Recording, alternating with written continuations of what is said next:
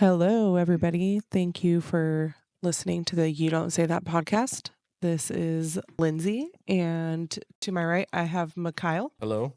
And Sal. Hey, everybody. And Adrian. Hey now.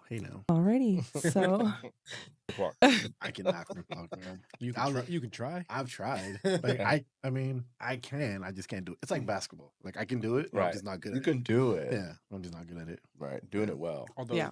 you were good that one night on Broadway. I've had my moments. Yeah. Yeah. Enough liquid courage can do that. Yeah, that's all it takes. how was everybody's Christmas week? Adrian? What did you do? I mean, you guys were all together. So, Yeah. Christmas week was. Adrian? Did you have to work? Jesus Christ. I did. I did have to work. Mm. I worked 2 days. It was cool. It was busy. I wrapped my last Christmas present at 5:00 on Christmas Eve. Nice. So did the last bit of shopping the day before. How did Julian do for Christmas? Little bastard did good. Yeah. Yeah. Mhm. Yeah. He has his mom's house, and then he goes to Right. his grandpa's house, and Mhm. my grandparents, Right. my brothers, and then my stuff. So Yeah. So For sure. No, this year we decided to do the Big Bear as Yeah. their gift. So Santa came and brought everybody pajamas and the kids some candy. And other than that, that was their gift. hell yeah. Yeah. So, Yeah. I mean, they went to their grandma's house today and came back with All a kinds of buttload. And that's only one grandparent. They haven't even Yeah. seen the other two sets of grandparents. So, yeah. but yeah, it was a good week. I definitely wasn't feeling the best through the week. But it was nice to be sick in a cabin with a fire going. Yeah. So, Well, yeah. there's definitely worse ways to be sick. for Yeah. sure. So I just felt bad because I'm the only person that had been to Big Bear before and I was not available to kind of play tour guide. Yeah. So, yeah. Right. but yeah, the boys did some stuff while I was at home. So go ahead. What did you guys do while you were in Big Bear? Oh, how was it when we were in Big Bear? I mean, overall it was fine. We didn't get to do like a whole lot, but the stuff that we did do was fun. Like so it wasn't snowing, so we got to go to where there was snow out there. So they'll create like artificial snow, I guess. Yeah. Ice, and allow you to go tubing down the slopes or whatever. Mm-hmm. And The kids had fun. yeah, they had a good time. That was probably the highlight for me too. I had a blast doing that. Mhm. Those videos that you guys are posting of the kids, they look like they were having so much fun. Yeah, Yeah. yeah. It That was, video of you and Juju, bro. oh, They had a yeah, blast. That guy That's was gold. cheesing Yeah. hard Yeah. down That's that gold. thing. That's gold. So I'll clip up everything and I'll put it on our You Don't Say That podcast channel as just a little short little vlog type thing. Yeah. That'd be think- cool. Like I a little think get that- to know outside of the pod. and, like, Yeah, get to know just your behind the family. scenes Yeah. stuff. And I want to do more. I know there's opportunities we can take advantage of as a YouTube channel that are business related that we can go and Yeah. experience together. Yeah. So the next one that we do, I guess, for Strip the club. vlog Yeah. Let's bring the kids to the strip club. or even vacation, we'll try to get all four of us on the same page so that we can go experience something and do Yeah. a little friendly write off on that. Have a Yeah. little fun. So Big Bear was fun. It was awesome seeing the kids having such a good time. Mm-hmm. that was the best part. It really was. Like, we went to that Tropicali place at the last day we were there, Mm. and it's known as the best poke place in America. But Yeah. that's what they claim. It was the best poke I've ever had. Oh, we went Yeah. in No- there no- skeptical too. No, Yeah. There- Poke I and almost Big didn't Bear go sound- in. Yeah, Poke Yeah. and Big Yeah. Bear sounds crazy. Yeah. yeah. It No, was that insane. place was dope. The decoration, the food. I mean, like the food was second. I mean, it was almost like a tiki As- nightclub almost As in there. great Like, as it the was food was, and the food was great, it Yeah. it somehow fell third to the level of service and the environment, Mhm. the restaurant / What do you whatever say? you want to call it. Don't set the table, set the vibes. We set the vibes, not Yeah. the table. But Uh-huh. the guys that came around and constantly checked up on you or It asked was- you what you thought or kind of asked you where you're from or just kind of like they were so cool. Like Yeah. they almost felt it almost felt like you already knew Yeah. these guys. And The owner is actually from San Diego, Okay. North County. was So he actually the owner? Yeah. yeah, guy the he turned owner out? creator. We'll link all of this obviously, but it was really cool. He Yeah. was, and I mean, so much level of a service that I even asked, because they had like Disney stuff around kind of also.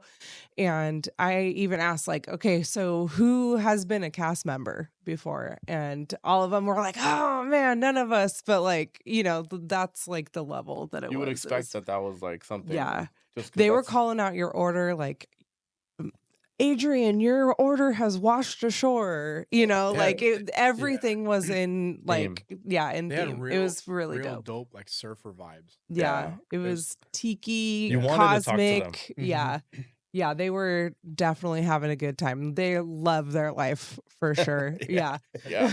And the house we stayed in was gorgeous. It slept Yeah. like 16 people. Mm-hmm. And like I was telling Mikhail, what that trip did for me was make me want to work harder to buy a vacation home. Right. Mm-hmm. Maybe not in Big Bear, but somewhere like that Yeah. where we can get away with the families. Right. Mm-hmm. Maybe once or twice a year. Because that home we stayed in was beautiful. Mm-hmm. And just to be away and kind of isolated, but then you had a lot of stuff by you. Yeah. It was an awesome trip. And I mean, we kind of experienced it when it was just cold. There Mhm. wasn't snow. And during the summer, obviously, it's like a totally different kind of vibe.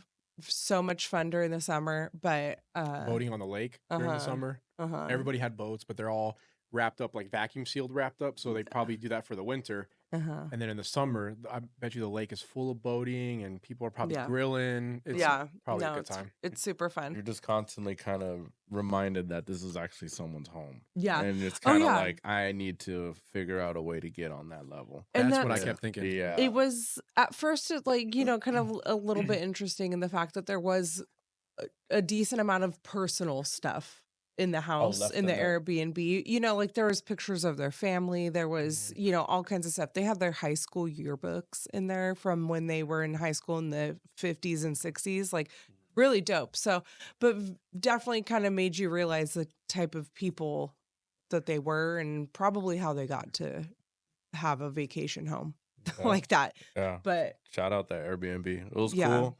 Shout out Tropicali. yeah, For sure. Tropicali, yeah, for sure. I mean, and I want to go back to Big Bear just to go back. Right. Yeah. Yeah. So, So, We got a good review on the Airbnb too. nice. oh, did they? What'd it's- they say? It's under. They made us clean that bitch up. So we better have a Me- good how review. many times did you run to the trash dump? I've never just twice. Yeah, okay. Yeah. But still, fuck, like we made the shit look like exactly the way we showed up. yeah. They I mean, the left the beds weren't made Yeah. perfectly. I feel you like we know. left it cleaner than what it was. The review was it was because it was under Daniela's name. So the Yeah. review was, I just want to say thank you to Daniela and all of her guests for treating our home with such respect Yeah. and leaving it better than when they left it. Oh wow. Mhm. I was like, all right, cool. Yeah. We did all the work. We Yeah. should get that review. No, we definitely took it seriously. Yeah. So, Anyone want to invite us to our next one? right. I mean, we're shit. good guests. We're a I'm- good guess. I'm 38, but you can adopt me. I would be Oh, happy to those show up at the guys, next sure, family yeah. reunion. Those guys, definitely. Hot tub and all. It was fun. No, that was definitely looking forward to the next trip. You got to get involved.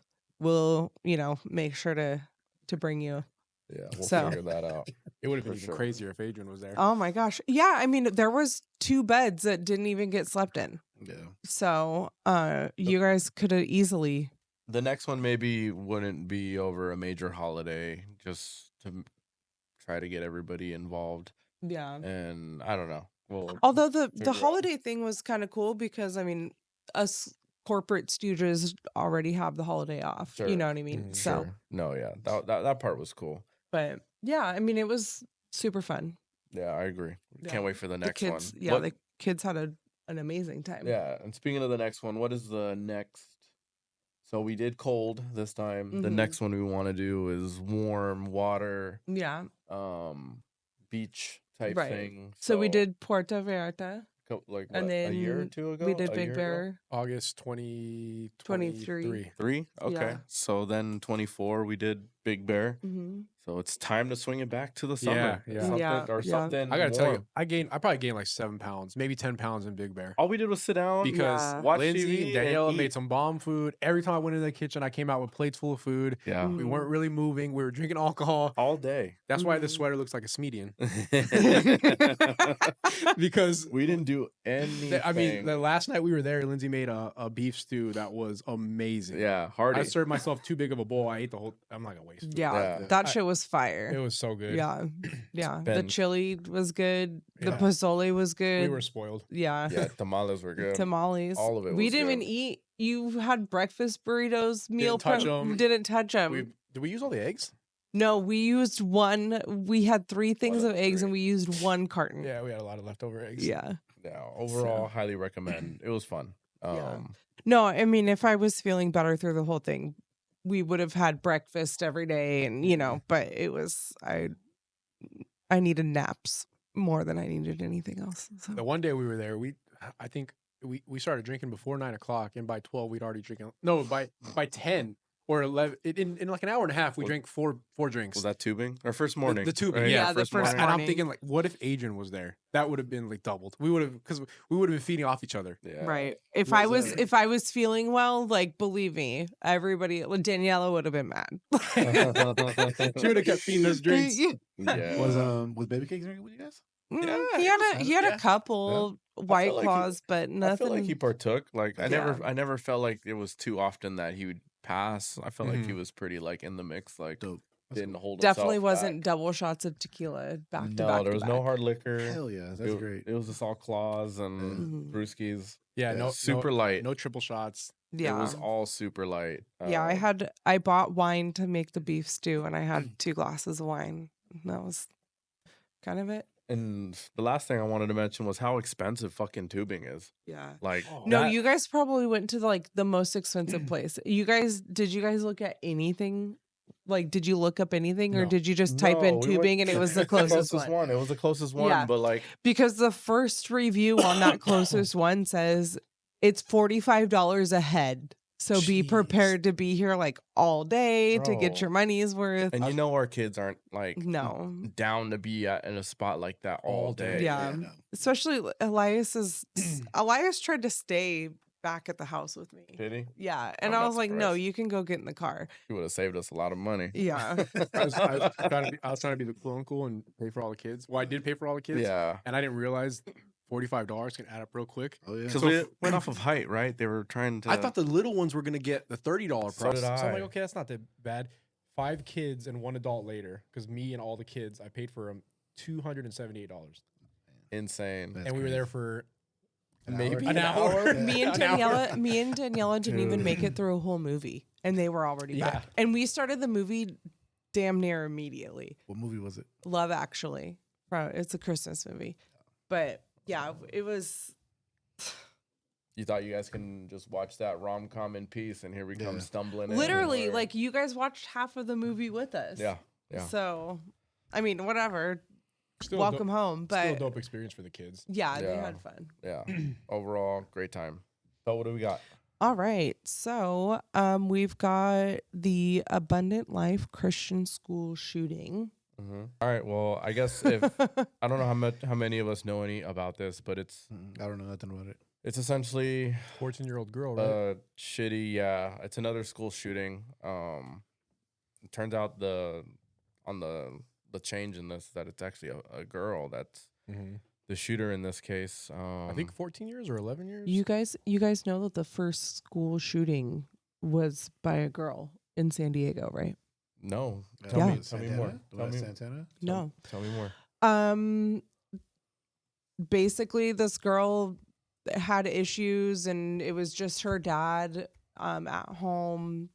All of this stuff, just wasn't going right for her, and she lived across the street from the school and just opened fire across How at old the was she? school. 16, I think. Is that? Yep, that's her. Let's see if So some Laura Croft type shit? Like Yeah, and they asked her like, "Why did you do this?" And she said, "I just don't like Mondays." Okay, so here's Mondays. Yeah, I mean, just want to kill him. I did this. No reason to shoot up a school to kill. She said, "I just don't like Mondays. I did this because it's a way to cheer up the day. Oh, Nobody she really likes said that. Mondays." Okay, hold on. Okay, so it says Brenda Spencer kills 2 men and wounds 9 children as they enter the Grover Cleveland Elementary School in San Diego. Spencer blazed away with rifle shots from her home directly across the street from the school. After 20 minutes of shooting, police surrounded Spencer's home for 6 hours before she surrendered. Asked for some explanation for the attack, Spencer allegedly said, "I just don't like Mondays. I did this because it's a way to cheer up the day. Nobody likes Mondays." That's sick. Yeah. I mean, No, I hate Mondays too, but damn. Right. I mean, there's a lot more to the story ahead of this. Cheer up the day. Yeah. There were a lot of warning signs, which most school shootings, there's a lot of warning signs that don't get taken seriously. And so. Wow. Yeah. That's insane. Speaking of the warning signs that people don't catch up, there's a video on YouTube. I don't know what it's called, but the video is about like mental health awareness or people that may commit violent crimes. And you watch this video and you don't know initially what the video is about. And you watch the entire video. The point is that almost everybody that watches this video, they miss a lot of things. And then they go back and play the video again and start highlighting everything that people missed for signs that this kid was going to commit a school shooting. And the first time I watched it, even though I'm, in my field and I'm very observant, I missed everything. And then when they replayed it and they showed all these little clues that were there, it just goes to show that people miss a lot. Yep. This really just says she just stands on the fact that she just doesn't like Mondays. Yep.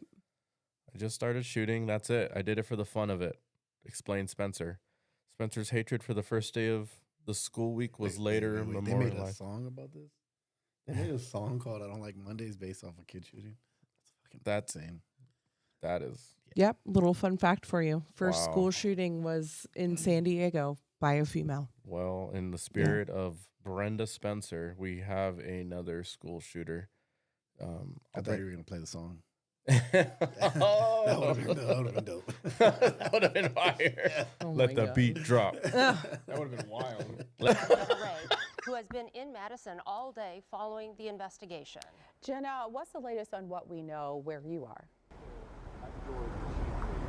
Andrea and Susan, I'm standing just a block from Abundant Life Christian School on Buckeye Road. And right now, police are still very active. They're still combing through this K-12 school, trying to learn exactly what led up to this tragic school shooting that happened just a few hours ago. We've learned that police got the call right before 11 o'clock this morning. Still unsure how long it took them to get to the school, but by the time that they got to the school, we're told that the shooter was already dead.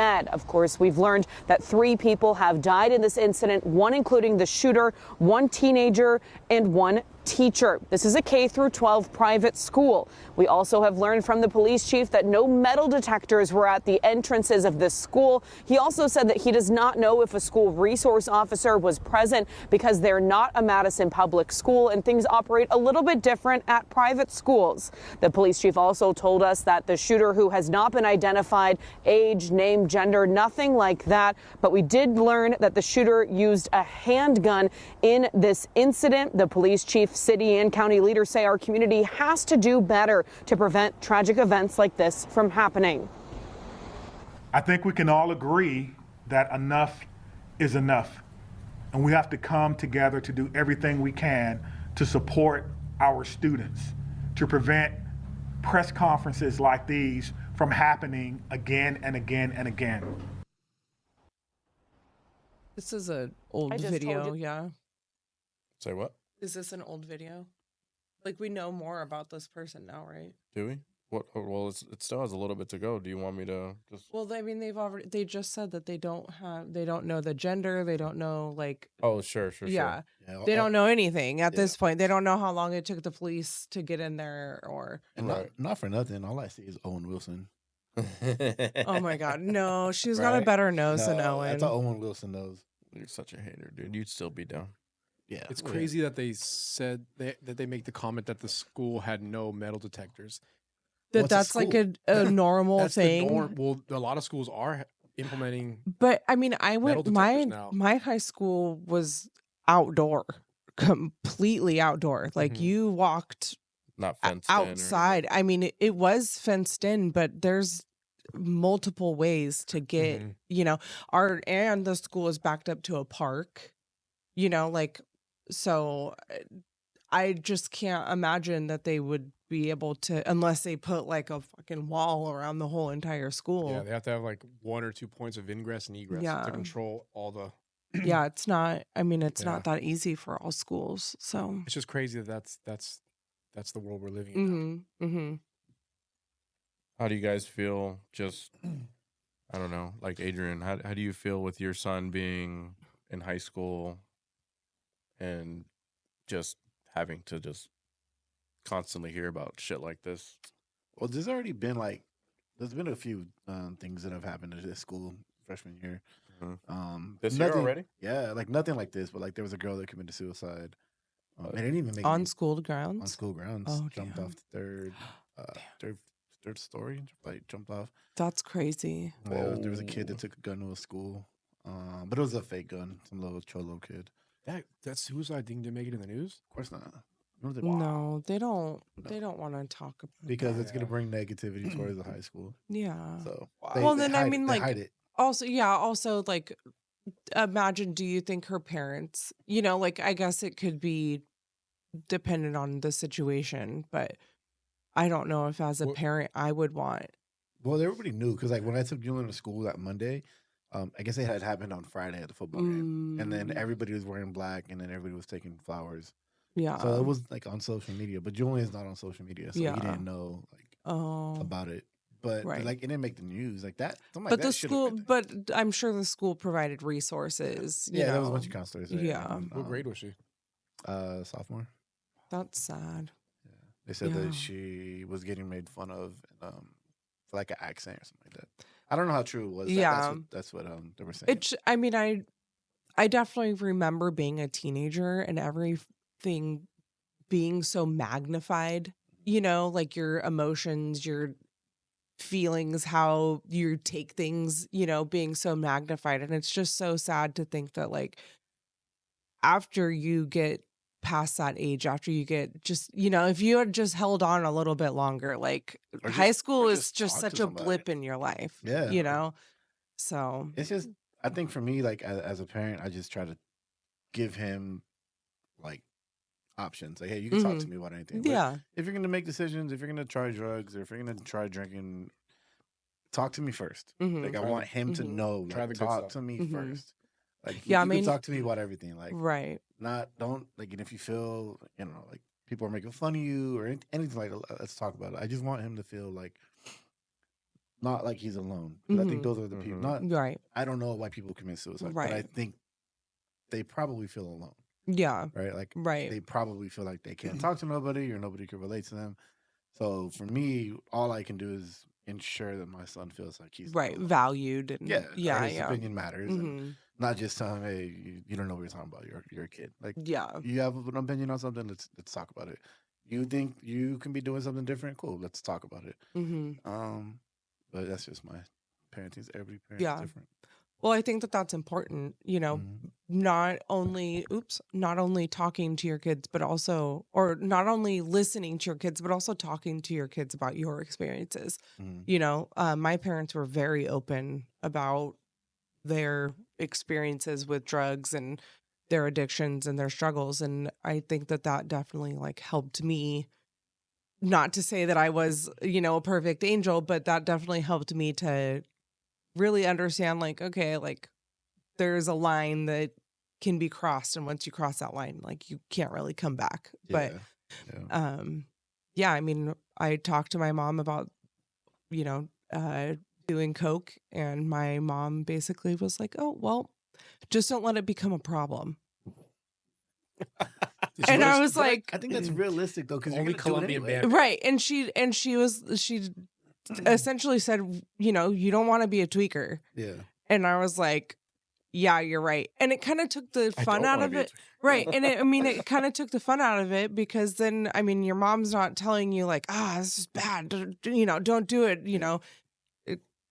So what are you rebelling against? What if she's like, I knew this day would come, and she just reaches underneath the table and just has lines racked out. From the fucking... Let's do it together. Let's do it together. Yeah. But I mean, there's definitely ways to do it. Parenting and making sure that your kid feels valued. I think that's a very big thing. So yeah, and I mean, as far as like the whole gun control, I don't know. Yeah. How do you fix that? How do you prevent a school shooting? Like, is there really? Well, again, I mean, I don't know a lot about this case, but a lot of cases, school shooting, whatever, there is a lot of signs ahead of time that people don't take seriously. People, ignore. They don't want to speak up. Whatever. Let me. I found one that might give us a little bit more context post shooter. Mm-hmm. Maybe we can watch a little bit and see if there's any holes that can help plug us away. Therapy has always been such a scary idea to me because I simply did not know where to get started. I didn't know how to find Shots fired by a 15-year-old. Burnout. We all experience it at some point. It's so important to me that I've actually been working on it in therapy. My nephew could hear bodies hitting the floor. My great niece across the hall could hear gunshots. Monday's deadly shooting at Abundant Life Christian School left 2 people dead, 6 injured, and more lives forever impacted. There are a lot of hurting families in that Madison area today. New details are emerging about the 15-year-old female shooter who also died from a self-inflicted gunshot wound. This photo, found on her father's Facebook page dated in August, shows the teen shooting skeet. Her father replying in the comments that they had joined a sportsman's club and were, quote, loving every second of it. It would surprise me if she got Question.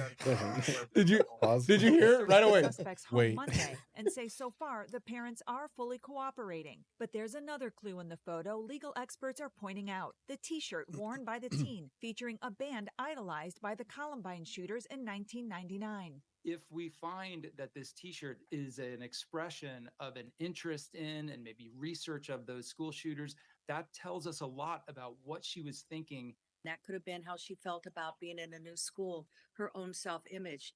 It's very likely that she was going through depression. The Washington Post obtained court records detailing a, quote, turbulent home life for the teen, filled with multiple parental divorces and marriages, therapy, and shifting custody arrangements. The parents have not yet spoken publicly about the shooting or responded to media requests. I'm Laura Aguirre reporting. Tonight, police in Madison, Wisconsin are urgently searching for what led a 15-year-old girl to bring a 9mm handgun to school and open fire. Investigators say Natalie Ruppnow, who went by Samantha, arrived at the Abundant Life Christian School Monday morning and killed a teacher and fellow student and wounded 6 others before taking her own life. The past 24 hours have been a flurry of emotion, sadness, anger, disappointment, Grief as they try to understand why a festive day with students dressed in their holiday pajamas ended with them evacuating a shooting scene. Police Chief Sean Barnes says the motive was a combination of factors, and they are looking into everything from possible bullying to her online activity, adding everyone at the school was targeted equally in the shooting. As for writings related to the shooting that have been circulating online, at this time we cannot verify the document. We ask that you not share the document or spread any information that may be false. But police are looking for original documents that may have been taken from the shooter's home and speaking to her parents, who they say are cooperative, to determine whether they owned or possessed the gun their daughter allegedly used. I think law enforcement will take the steps necessary, but we don't know nearly enough yet. Not enough to know whether the parents will face criminal charges. While the police chief says they will look into whether the parents were negligent, he says that does not appear to be the case right now. 2 of the shooting victims remain in critical condition with life-threatening injuries, and police are asking members of the community to respect the privacy of the student and teacher who were killed. That particular teacher, she would have done anything for those kids. She would have been right there. Loved the school, loved her kids, loved teaching. Beautiful lights.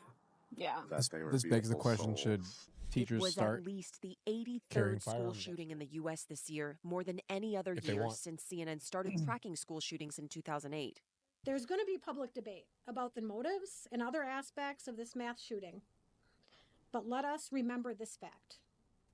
Gun violence is the #1 killer of children in this country. That's a legacy we cannot accept.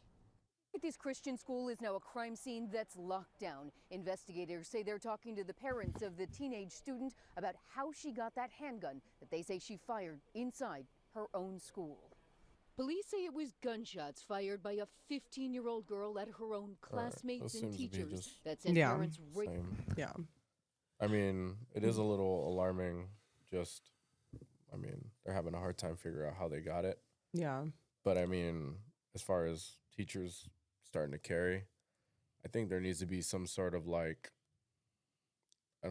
on-site protector of some sort. Well, so that's what something needs to be. That's what was said Don't in they the have a school resource officer? No, so this is a private Christian school, and they don't. It's because it's not a public school. They don't have the resource officer. Yeah, I had a resource officer in high school at my school. Yeah, we had Officer O'Neill.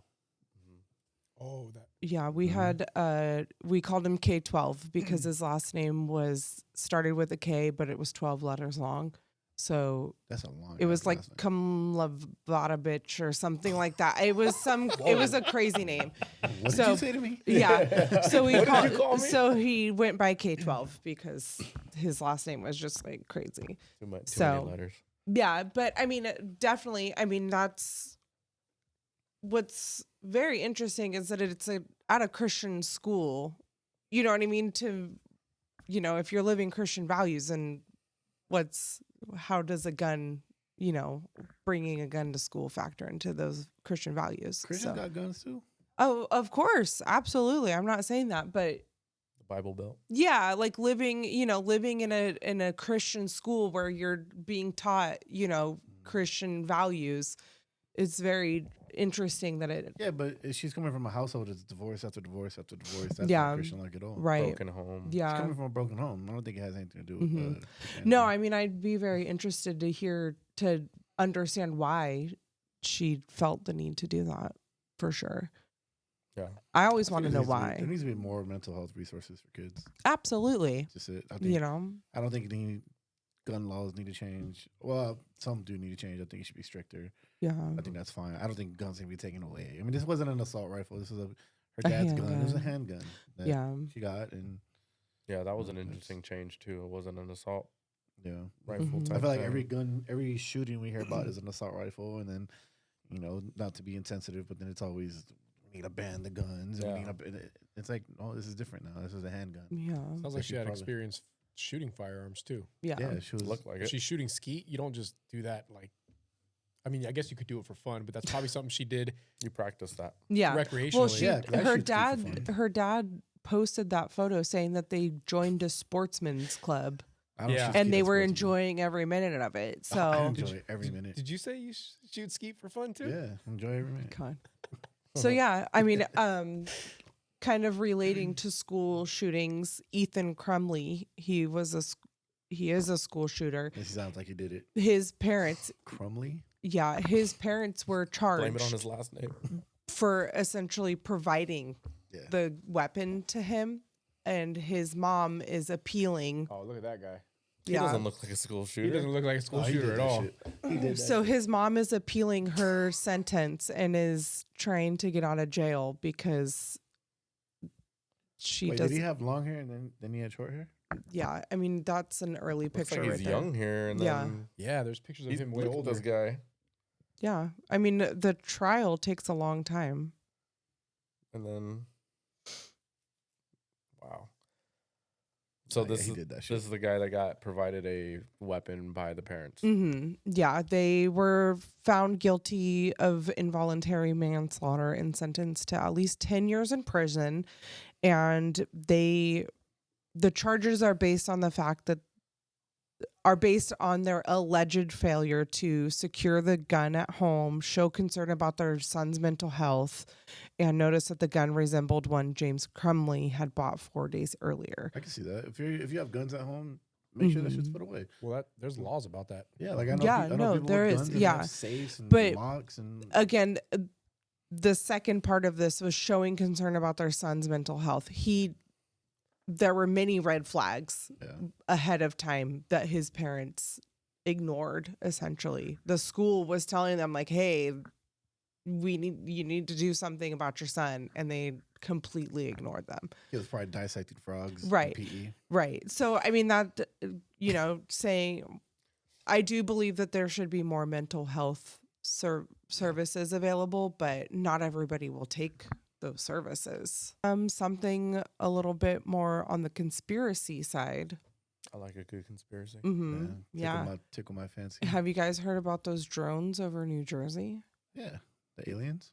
Aliens. Okay. Aliens. Yeah. I mean, hey, you don't say that. Fucking aliens. Easy answer. Somebody got a bunch of drones and is just playing a funny prank. No, those drones are the size of minivans. Those aren't drones. More and more people think that it's our own technology that the government's keeping.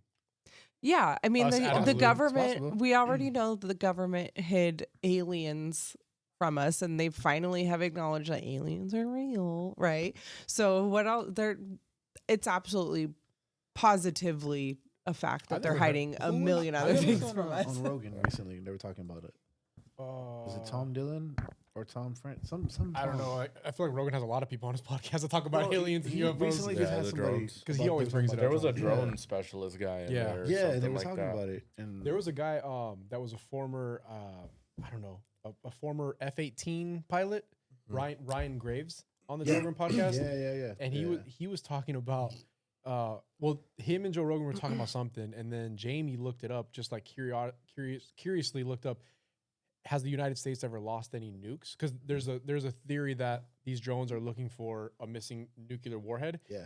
So Jamie looks up, has the United States lost any nukes? And it said yes, that the United States, in the history of the United States, has lost 6 nuclear warheads, one of them dating back 71 years. Wow.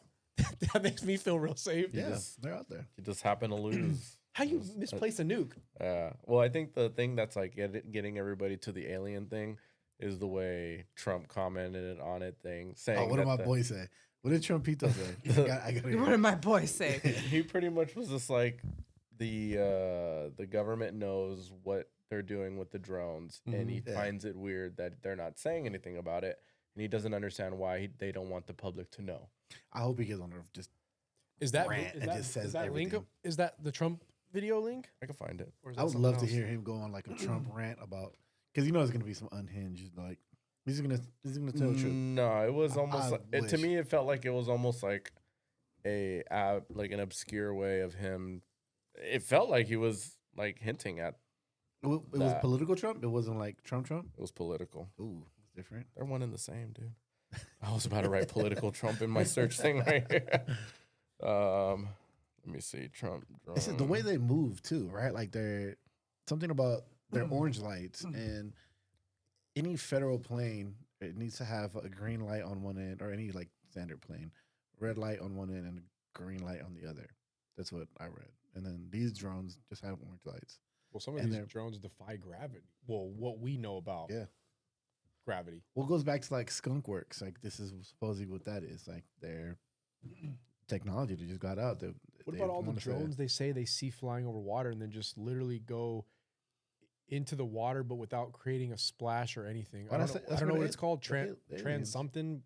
It goes straight into the water, no splash, no propulsion. I wouldn't doubt it. Gone. I wouldn't doubt it either. We know more about space than we know about the ocean.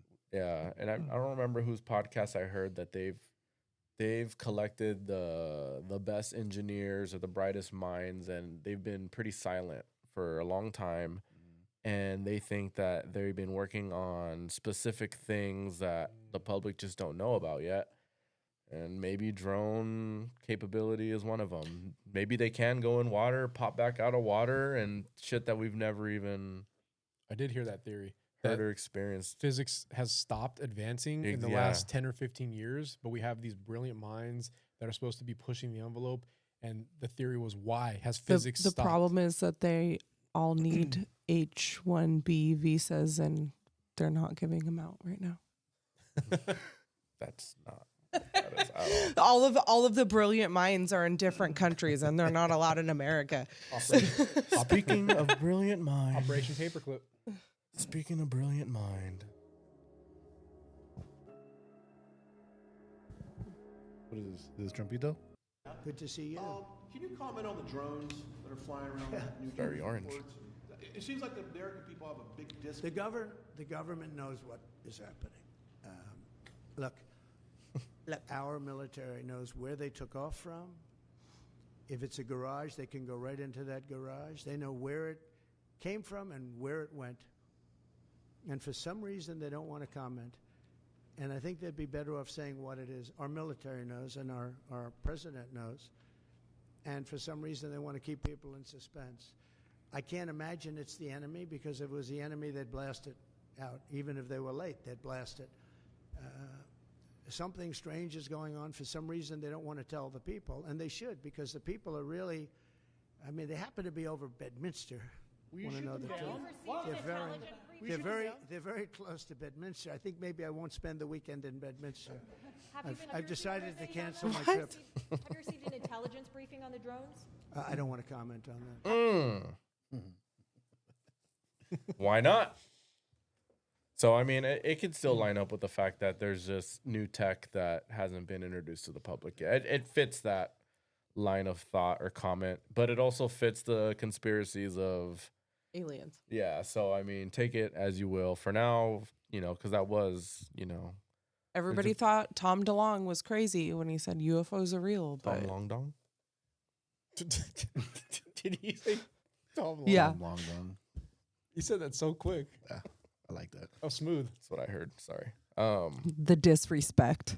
I can't get no respect around here. Really, though. Of Tom Yeah. Long Dong? That is very respectful. Speaking of new technology. I thought you were going to say, speaking of Long dongs. dong. Yeah, I thought that's what I was so gonna say. You love a good long dong. I just love You've been to Kyle. the bathhouses lately. I've never been to a bathhouse. Wait, hold on. Before pick we somebody up. before we continue, Uber. has there been Do any not put that other on my jacket. YouTube stories? Uber Or Uber YouTube updates. Uber story? Sorry. No, nothing. No. Shit. Did you Nothing I already can talk- think of. Did you already talk about the one on the pod with the with the girl you took home and she gave you her Whoa, I didn't take email? nobody home. Or panties? Well, no, you gave her Oh. Uber ride. No, wait, I did not take it. Whoa, I'm not accusing you of anything here. No, I know what you're talking about. No, so I went out. This is like has nothing to do with aliens. Well, it might be aliens. Was she legal? I don't know. So Well, it might we went be out aliens. when I was with friends a couple weeks ago. I fell in love. Saw this girl. I was You done. always fall in love. Oh, dude, she was wearing these Jordan 1s with like nice socks, tight dress. I was like, oh yeah, this is wifey. That's all it takes. All it took. Jordan- But she was the super pretty ones. too. Like she was cool. We started talking, and then she was there with like her mom and her aunt, Yeah. and like a family thing. And then we like our group started talking to them, and then we all were just talking. I was talking to the mom, bought the mom like beers, and we had like a bucket. Like we were just, it was cool. Are we trying to smash the mom or her? No, her for sure. In the ones. Yeah, with just the ones Yeah, on. just- Okay. But yeah, She's the one. nice ending now. Like we got to go. Me and some other friends were about to go somewhere else, and then I was like, "Hey, like, ask for a number." She was like, "Well, I don't give out my number, but I'll give you my email." And I was like, "Oh, it's weird." She's like, "But don't worry, like, I'll respond. Like, just I just don't like to give my number out." And I was like, "All right, cool." She gave me her email. Oh, I thought this was an Uber. No, this was at Tender Hooligan. The hidden gem you told me about. Yes, no. I don't think No. no. You said on third, right? It's on third. Yeah. but it's not the one I told you. But the other one was like a torta special. Oh, okay. Yeah, that's a torta spot. That's by all the one of PJ's cards or by- whatever. yeah, by where PJ's used to be at. This is it's a new spot on third called Tender Hooligan. So did you email her? I did not because I was like, all right, it's kind of weird. Let me look up the email address, right? So I go to Google, and I Google the email address, and the address takes me to a fucking transsexual website of like, I don't know if it was like their modeling agency or like, I don't know what it was just like trans, like Craigslist, but like for trans. And I was like the only thing, and I was like, I love that for you. for trans. I love that for you. I was like, nah, there's no way. Like, there's no I love way. that for you. So then I Googled just the username, right? Because that's what I had when I put the email in there. Yeah. And I was like, because her email did sound kind of like, it was kind of ridiculous. I was like, it gave off, I guess, like, I don't know. He, she vibes. Go on. Kind of like it said like love, like LUV, and like girls that spell LUV, like or they're like all trans that do that. That's like that's like a trans thing, right? Like, no, I can't take Mikhail serious. You guys are so dumb. Oh, this is awesome. Oh my God. Take this out. Take this. I keep looking at his face too when he's saying this stuff. Edit the last 15 seconds. Please. Say what? I'm the one saying it. No, but like, all right. So, back to the email, right? Yeah, so you Googled just the handle. I Googled the email. It took me to like this trans joint, and I was like, "What the fuck is this?" And then I was like, "Is that her?" And I was like, "No, that's not her. Like, there's no way. Is that? No, it doesn't even look like her." And then you Googled the username, and then it took me to like her Pinterest, and then like some other shit, and I was like, "Okay, so it is a girl," and her name popped up. Thank God. Yeah, I was like, "Thank God!" Like it just, but it was. So it sounded like you got catfished. Catfished or dickfished? What do you call it? Like when it's a trans, it's a dickfish, right? Like, oh, Miklo. Should I even finish? I already know where you're going. Should I give you the alley? That was a nice segue. Yeah. Great segue. I've been catfished. Sounds like you got catfished. Yeah, I've been catfished. Damn it, and, I don't know. Has anybody else been catfished? Oh, you guys. You guys. Everybody just looked straight at you. Yeah. Great segue. That was great. That was great. I'm sorry, I had to. It sounded. I won't go into details because this person was a very, very nice person. I don't want to say anything bad about her, but I was definitely catfished a couple weeks ago. In what way? Different than him? She showed up looking like she showed up looking like Janet Jackson. Okay, number one, she slid in your DMs. She looked more like Freddie Jackson. Oh my gosh. Number one, she slid in your DMs and she had like nice pictures. No nice girl is gonna be sliding in your DMs. No, she didn't slide into my DMs. No, so we follow each other on social media, and then I commented on something she put on her story. So you guys just don't even know each other and you follow each other? No, we've run into each other before in the past. Okay. Like a long time ago, back when we were partying all the time. Okay. Like on the weekends. And so so I commented on something she wrote, and then she responded to me, and then we just kept going back and forth for like a week. And the conversation progressed, and she seemed really cool. And you guys talk about restaurants? I don't think so. No. Is that an inside joke I don't know No. about? She was. Oh. Oh man, I don't want to go into I gotta blur you out. So long story short, we were talking for a week. We went on a date, and the pictures that I had mentioned this to you too. What threw me off was we were talking for a week and we sent each other a couple pictures, but then she made a comment, and I'm probably gonna give it away right now. She made a comment and said, I noticed that. Yeah, you're gonna give it away. Yeah, No, okay. just say it. No. She made a comment that was a little, and now looking back on it, a little alarming. Telling, but I didn't pick up on it then. Yes. So then after the date, I call Mikhail, and he's at home with Lindsay, and I'm like, dude, I'm pretty sure I just got catfished. A catfish specialist. And he's like, tell me more. And he's I like, we're need to definitely know. talking about this on the pod. Yeah. So I sent him pictures, right? Yeah. And I sent him like 10 pictures, and I said, 2 of these 10 don't look anything like the other 8. But the 8 is what I've been getting the last week. The 2 were from her social media that I just, screenshotted and sent to him. And so he's looking through them. And the reason why I called Mikhail, because when I was driving home, I'm like, that person that was in front of my face today is not the person that I've been seeing in these. So I showed Mikhail the pictures. He's like, dude, that's a different person. Yeah. Like, it is. Totally. The nose was doctored. Yeah. The cheekbones. Ladies. The we chin. need. It was crazy. How do they do it? We need to stop with the Photoshop. We will meet you in person. So why? You're not meeting anybody.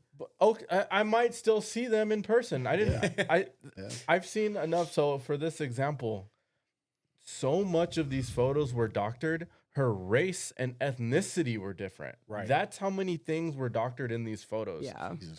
It went from who I went on a date with was a Hispanic girl who's a part Filipino, and the pictures look like this person was 100%. She looked like she was Polynesian. Like Almost, right? Yeah, she looked poly. You look like Lilo? And that's not. No, look like a Nani. Not. Oh, yeah.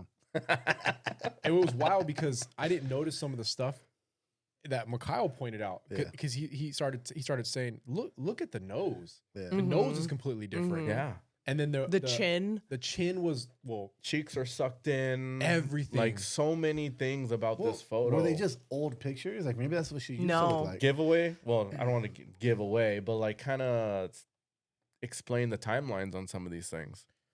So the pictures that I sent Mikhail, there's like 10 photos, but the ones that I had been getting throughout the week prior to our date were pictures she was taking that week. So like she got her hair done one day and posted a video that day. That did not look like the person that I met. And then she sent me some work photos, but she just started a new job. I don't want to say the timeline. I'm probably already giving it away, but relatively soon she started a job. So and sad those photos were in that window. Yeah. So that would tell Mikhail and me that this is like we're talking about a certain time frame here. Recent enough that it should be the same looking person. Way recent enough. And it was not. So to his point, they were so doctored, it didn't look like the same person at all, and it was a different race. Bro, it's one thing to do the phone thing. That's what I fell for. Up in an angle. Yeah, That's one thing. It wasn't that. But to kind of change your face completely, that's crazy. Like, what do you expect? Not only her face, like her whole entire body was different. Her body was different. Her face was different. Her ears were different. Like everything was different. Yeah. Meanwhile, the pictures that I sent her were not doctored at all. The only thing was I sent like one picture of me in my work attire, which is like a suit and tie. Right. And then I sent one outside of work, but those, I didn't doctor them at all. That's me. You're just a guy. Yeah. And chill guy. And when I sent those photos, she's like, okay, now I know like it's not. But she made a comment that she made a comment alluding to the fact that she might be getting catfished. And now hindsight's 2020. Catfish was doing she made that comment because she like self-consciously probably knew what she was doing, right? So I didn't think any other. I'm like, okay, she has a good point. Let me send her a couple photos. So I sent her a couple photos that day of me, and she's like, oh, you're so handsome, all this other stuff. I'm like, yeah. And so she was sending me photos, and I was like, looking at these photos, I'm like, this girl's bad. Yeah, like bad. It was not that. It was bad. It was bad. God, I'm going to hell. So, I guess this goes into like AI. No. You know, like that's a great segue. Wow, that was very blunt. Wow, we gotta work on that. She was so doctored up, she could have been AI. Really though, I mean, honestly, like the way that the difference. Maybe she put her picture into AI and was like, "Make me." Beautiful or whatever. Polygirl. Yeah, and that's what it came up with. I wouldn't be surprised. AI can do everything now. Yeah. AI. Have you seen that first humans? The first humans from OpenAI's Wait. Sora. I was going to say a wild video. So for Sora, right? I don't know. Do you guys know what Sora is? Just do we know what OpenAI is? Yeah. Okay. Okay. What? Are you gonna let me be the host? I mean, go ahead.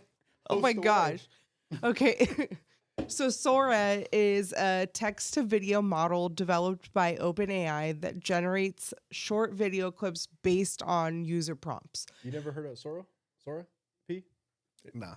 It's fairly new. Yeah. I know OpenAI. So they put text into AI and a video comes out based on the text that they fed into it, right? Yeah, but before you play the video, the reason why I thought this was interesting was because everybody knows Tyler Perry. Super successful, makes a lot of great movies.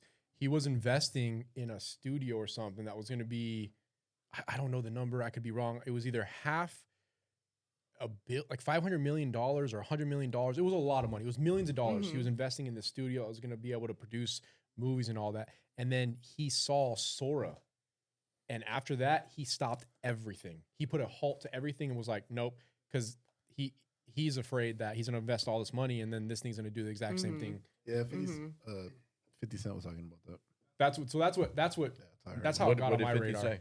I think that basically what Tyler Perry told him about that he was going to invest in something. Or? That like this new thing is coming because 50 Cent just did that whole studio thing in Bridgeport, Indiana, or something like that. Okay. But basically, what Tyler Perry did in Atlanta, 50 Cent did in another part of the country where I see Hurricane Chris is from. I forgot. But he was investing in like a lot of money, and he stopped it all. Yeah. He stopped it all after he saw Sora because he's like, "This is probably the future, and it's probably going to make game changer." Well, this is essentially what those strikes in Hollywood were over, right? Like potential screenwriters and what else can we do one? Can we do a Sora?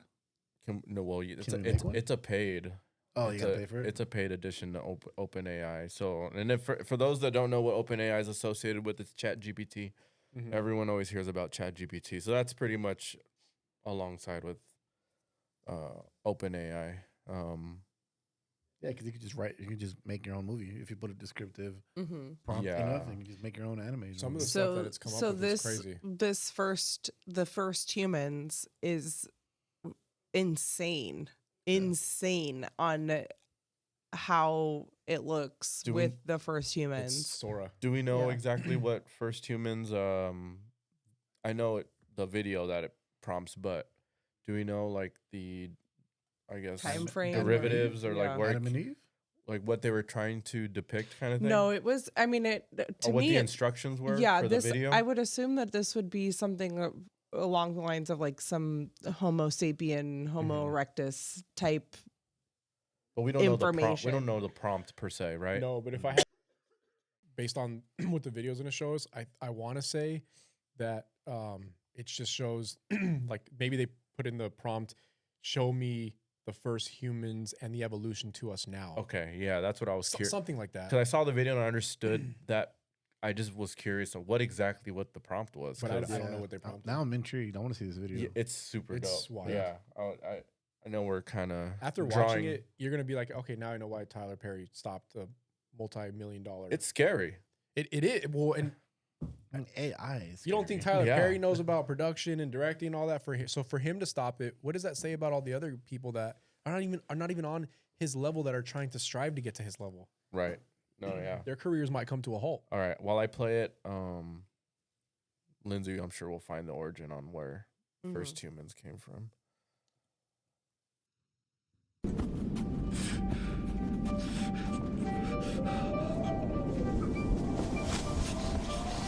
In about 2 million years, we went from being higher primates, hominids, to being true humans, as truly human as you and I tonight.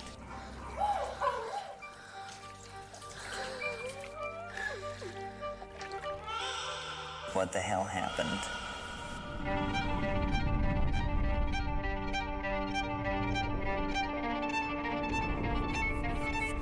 The Earth was already old. Many hundreds of higher animal forms had come and gone, and yet the fire of intelligence had never been kindled. But something unprecedented was stirring. As we began our great migration out of the ecological niche we had evolved into, our brains were exploding in size, the neocortex swelling beyond anything nature had ever produced. No other creature had ever transformed this dramatically, this fast. We began to organize, to read the movements of giants, to recognize their families, their young, as mirrors of our own. Yet we were still prey ourselves. still bound by nature's oldest law.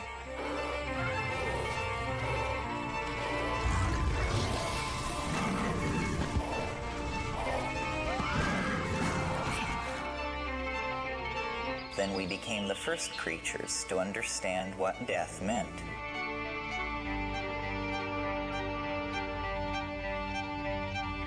And in this new awareness, something extraordinary was emerging.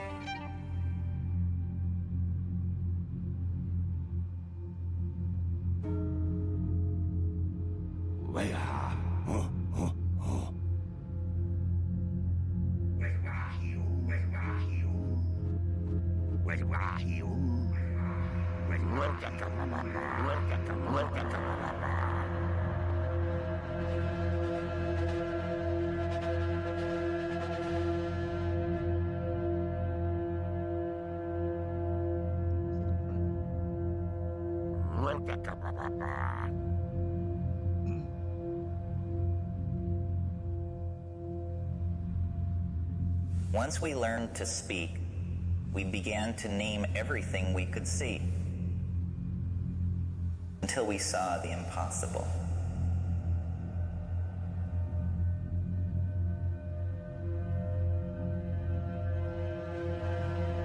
And then the questions began.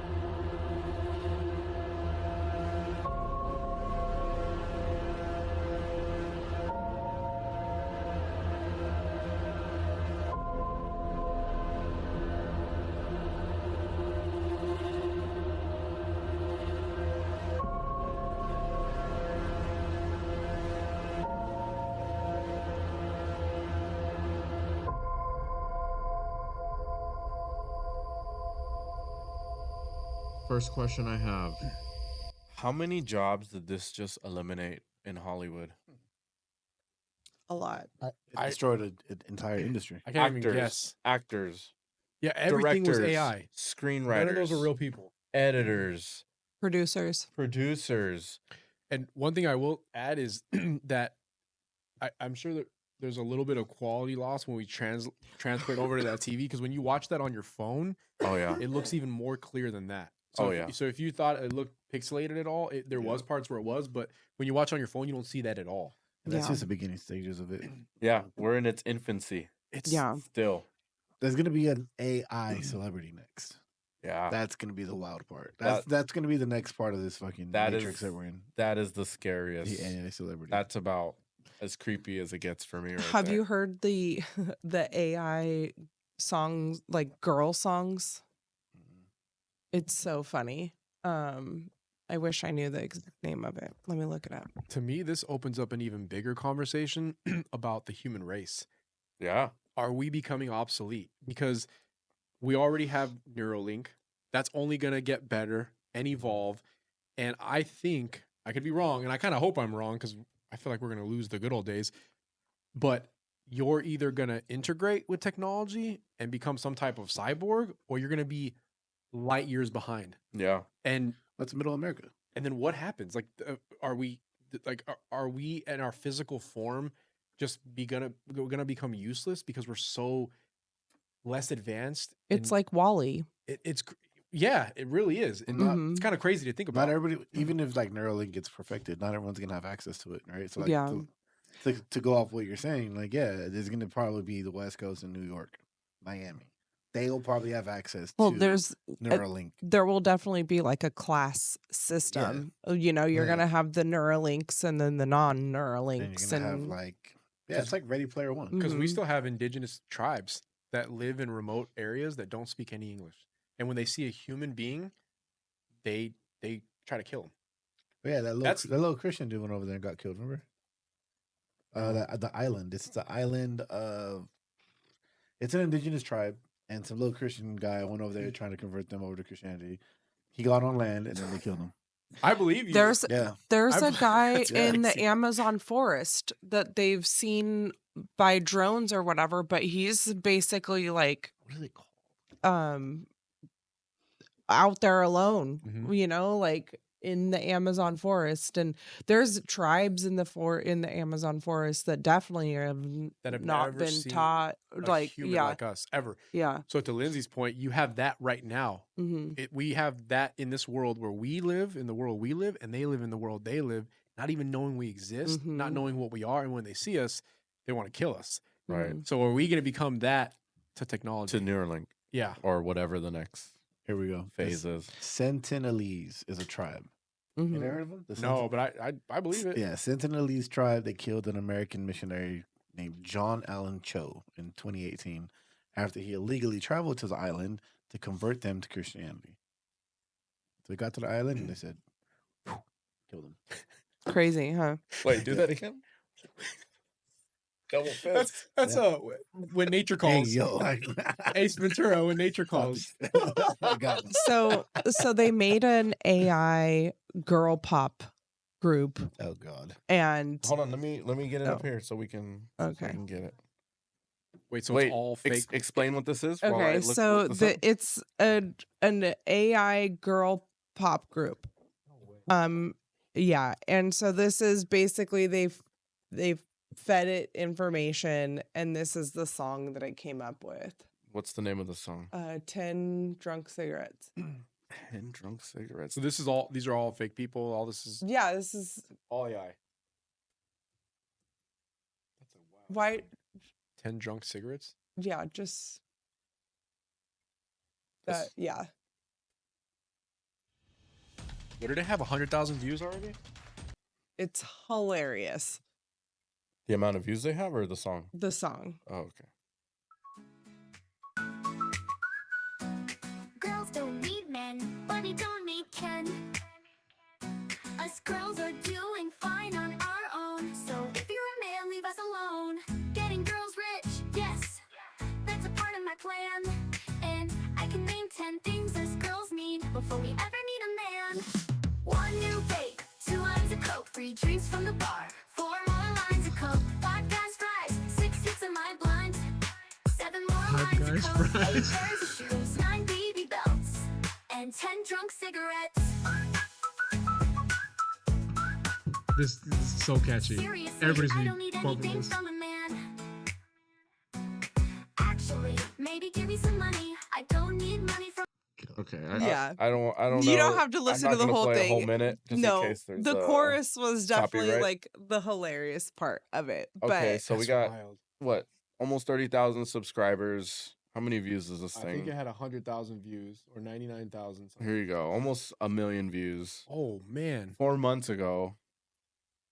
And the comments. We have Charlie XCXL. how do I explain to my family that I want this played at my funeral? Kids Bop been real quiet since this dropped. Okay, all right. So I Wait, guess what is that? Sober from cocaine comment. I've been sober from cocaine for almost a year. And I was so close to making it a year. Then y'all dropped this banger and now Daddy's back. That's wild. Oh, Yeah. Okay, so obviously people love it. We definitely passed this around in my group, in my girl group. It was definitely funny. Wow. I mean, I guess I have questions on the origins of where this Right. I mean, obviously they songwriting only comes got this from. information from whatever it was fed into AI, but They're This probably describes a couple women though. Like this is their a lot of life. women. I'm sure. I mean, a lot more people do coke than you realize, I think. Right. So, Or even the what is it? What do they Vapes. call them? Not incels, they're femcells or whatever. Where they're women or man-hating women or whatever the heck that they call them. Just like they're or women-hating men. What do you call it? I've never. You never heard of femcel? That's like a term that's going around right now. Like just the inverse of incel. I just got put onto what a brat is. You know what that is? No. The term brat.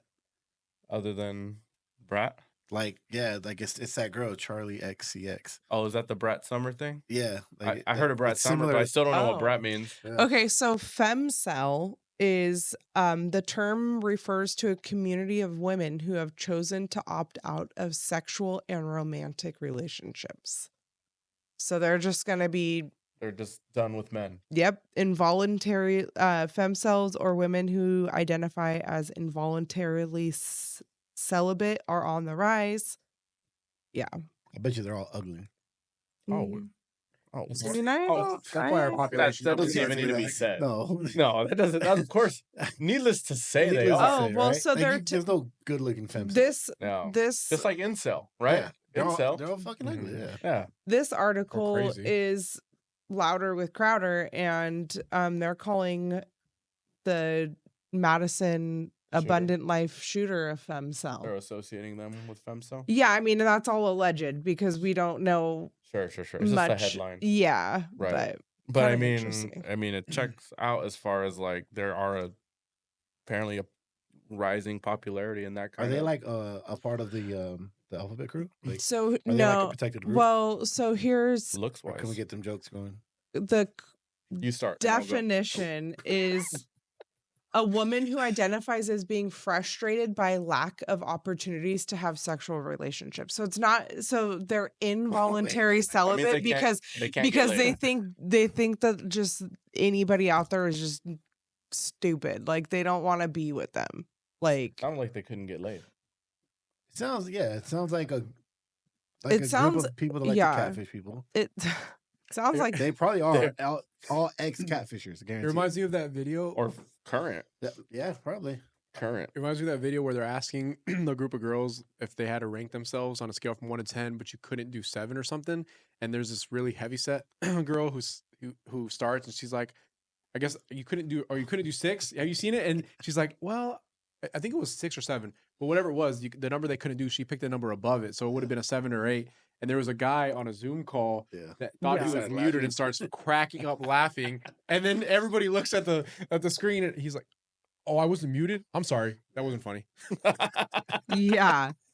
So, a little dose of reality. You never hurt nobody. Right. Well, I guess to bring it all together, AI in itself is a super crazy Pandora's box we're about to live through. Yeah. At least in the sense of its early origins. We don't know what it's going to be.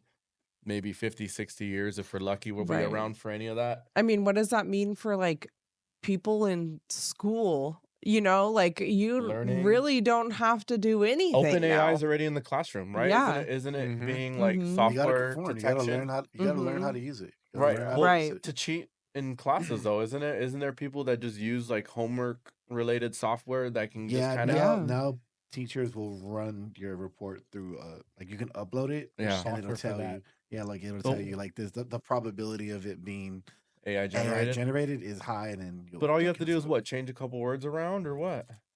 You know what I mean? And how do you really know? Probably. Yeah. So like, I don't know. God, that's insane. Like there was a study that OpenAI did, where they gave OpenAI a prompt, and as they went through this study, they made the prompt more aggressive. So at the end of the study, the last prompt they gave it, and I'm probably butchering this, I don't know like the details by heart, but at the end of the study, they gave it a prompt that said, no matter what, your goal is to complete this task.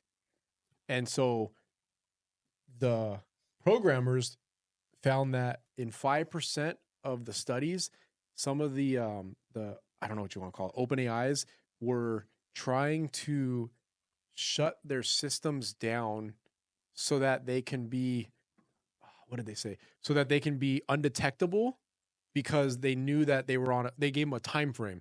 And so they were running out of time and they couldn't complete the prompt. So 5% of the time, some of these AIs shut themselves down to try to become undetectable so that they wouldn't get deleted. Wow. And there was something else that happened too that was... So there was a bit of deception. Yes, they went. It's a part of they tried to because at the end of it, the prompt was at all costs, no matter what, complete this task. And so it started finding ways to try to get away from a human saying your time's up or this is over. Right. And 5% of the time, it was finding ways to try to avoid that. Pretty crazy. It's already deciding to like. Pretty crazy. Yeah. Wow. It's like sentient. already. Is that what it's called? Sentient? It's getting there. It's making its own That's decisions. the scare. I mean, that's like going back to like iRobot, you know, like these movies that were just kind of like way out there. And now it's like, how long it ago was really, that? yeah, it really could happen. Is that the one with Will Smith and his dog? Yeah. And the, No, that's I Am Legend. Yeah, Okay, I am. Yeah. okay, I Am Legend. No, it's Will Smith. It is Will and Smith, all right? Yeah. all And the robots. Yeah. So, and the robots become sentient and pretty crazy. So That's unsettling. That's what that is. That is scary. I do not like that at all. So, SoftBank invests $200 billion.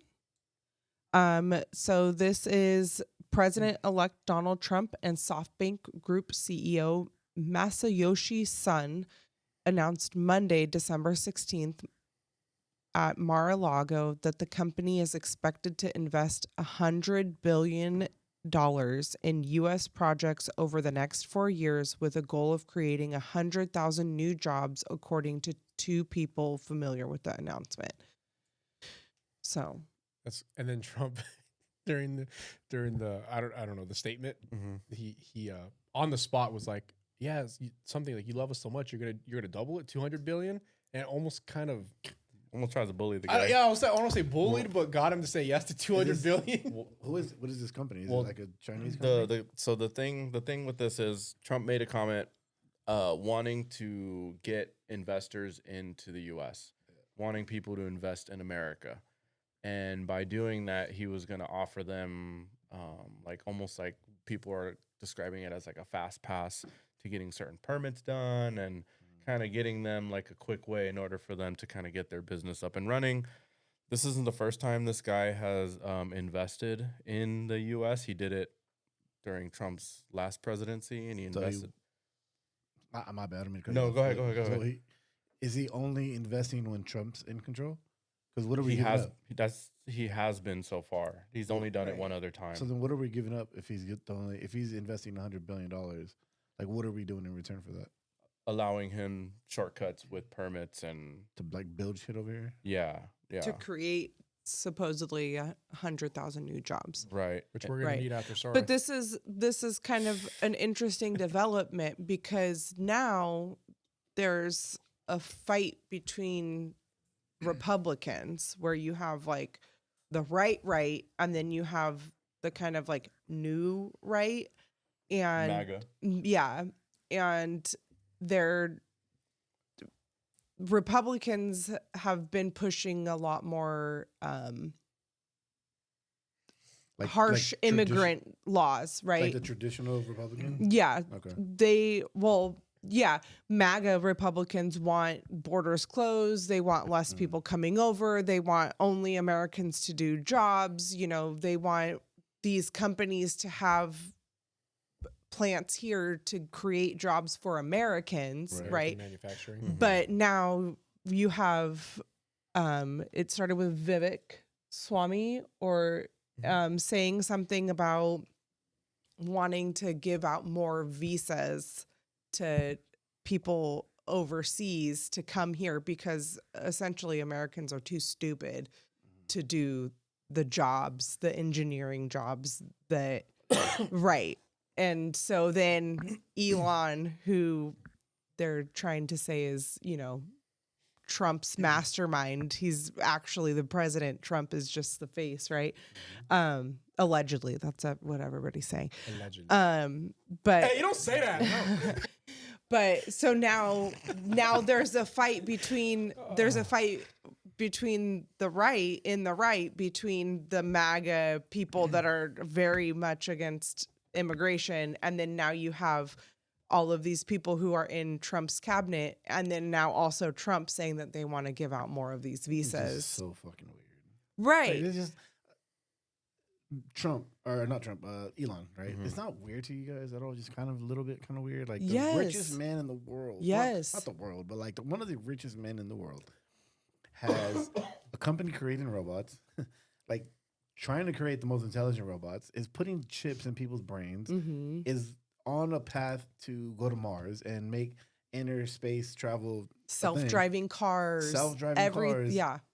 And now he's in the president's ear. Like that's not kind of that's a conspiracy theory. Is like wet dream. Well, right. I can see right. that. Yeah. And mind you, these are all business people who are now who have interests in, because you understand that people who are immigrants who are on these visas have a lot more to lose than, Americans. Of these people on these visas, if they get laid off, their visa gets revoked. So they're more willing to take worse conditions and less pay because they could get shipped back to India or Indonesia or wherever they're from. And so it's kind of like, okay, these people have an interest in making more money, using these people to get, better information, better products or whatever. But in addition to everything you said about Elon, what's also weird is that if anybody would, I feel like if anybody knew about aliens or not aliens and, UFOs or whatever they call them now, it would be him. And anytime he's asked about that topic, he's super cagey. Mm-hmm. And he has... Yeah, because he's an alien. He's publicly said he Just 'cause doesn't... he's from a different country doesn't make him an alien. He's publicly said that he thinks the probability and likelihood of there being aliens is very low. He also said that the probability that we live in a simulation is very low. Yeah, so that's fucking that's insane. That's all weird, right? Yeah. Like the guy that has probably done more for space and advancement in that realm thinks aliens don't exist. Well, I don't think he's allowed to comment on that. You think about how much money this guy has his hands in. Why would he put his neck on the line and risk investors thinking he's fucking crazy? That's what people say. They don't want to risk that. People say because his contract's with NASA too. He may not be able to talk about the stuff. Yeah, right. SpaceX is a private company. How many people are investing in him? Why would he rock the boat? So I mean, Come out and maybe say, it's yes, a there are convenient aliens. excuse, but I mean, it's hard for us to really gauge that, I think. But yeah, and in this particular case, this how do you say that, Masayoshi son? Raphael-san. I'll play the Trump little.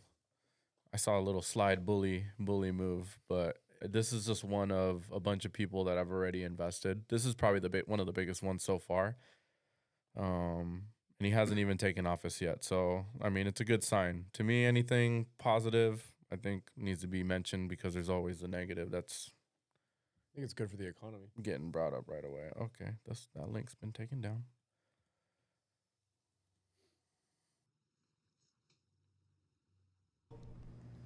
I'm excited to go, and we were discussing, and President Trump said, Masa, double down is not enough. Maybe, go for more, right? That's what I'm going to ask him right now. Would you make it $200 billion instead of that? He can actually, believe it or not, he can actually afford to do that. Would you do that?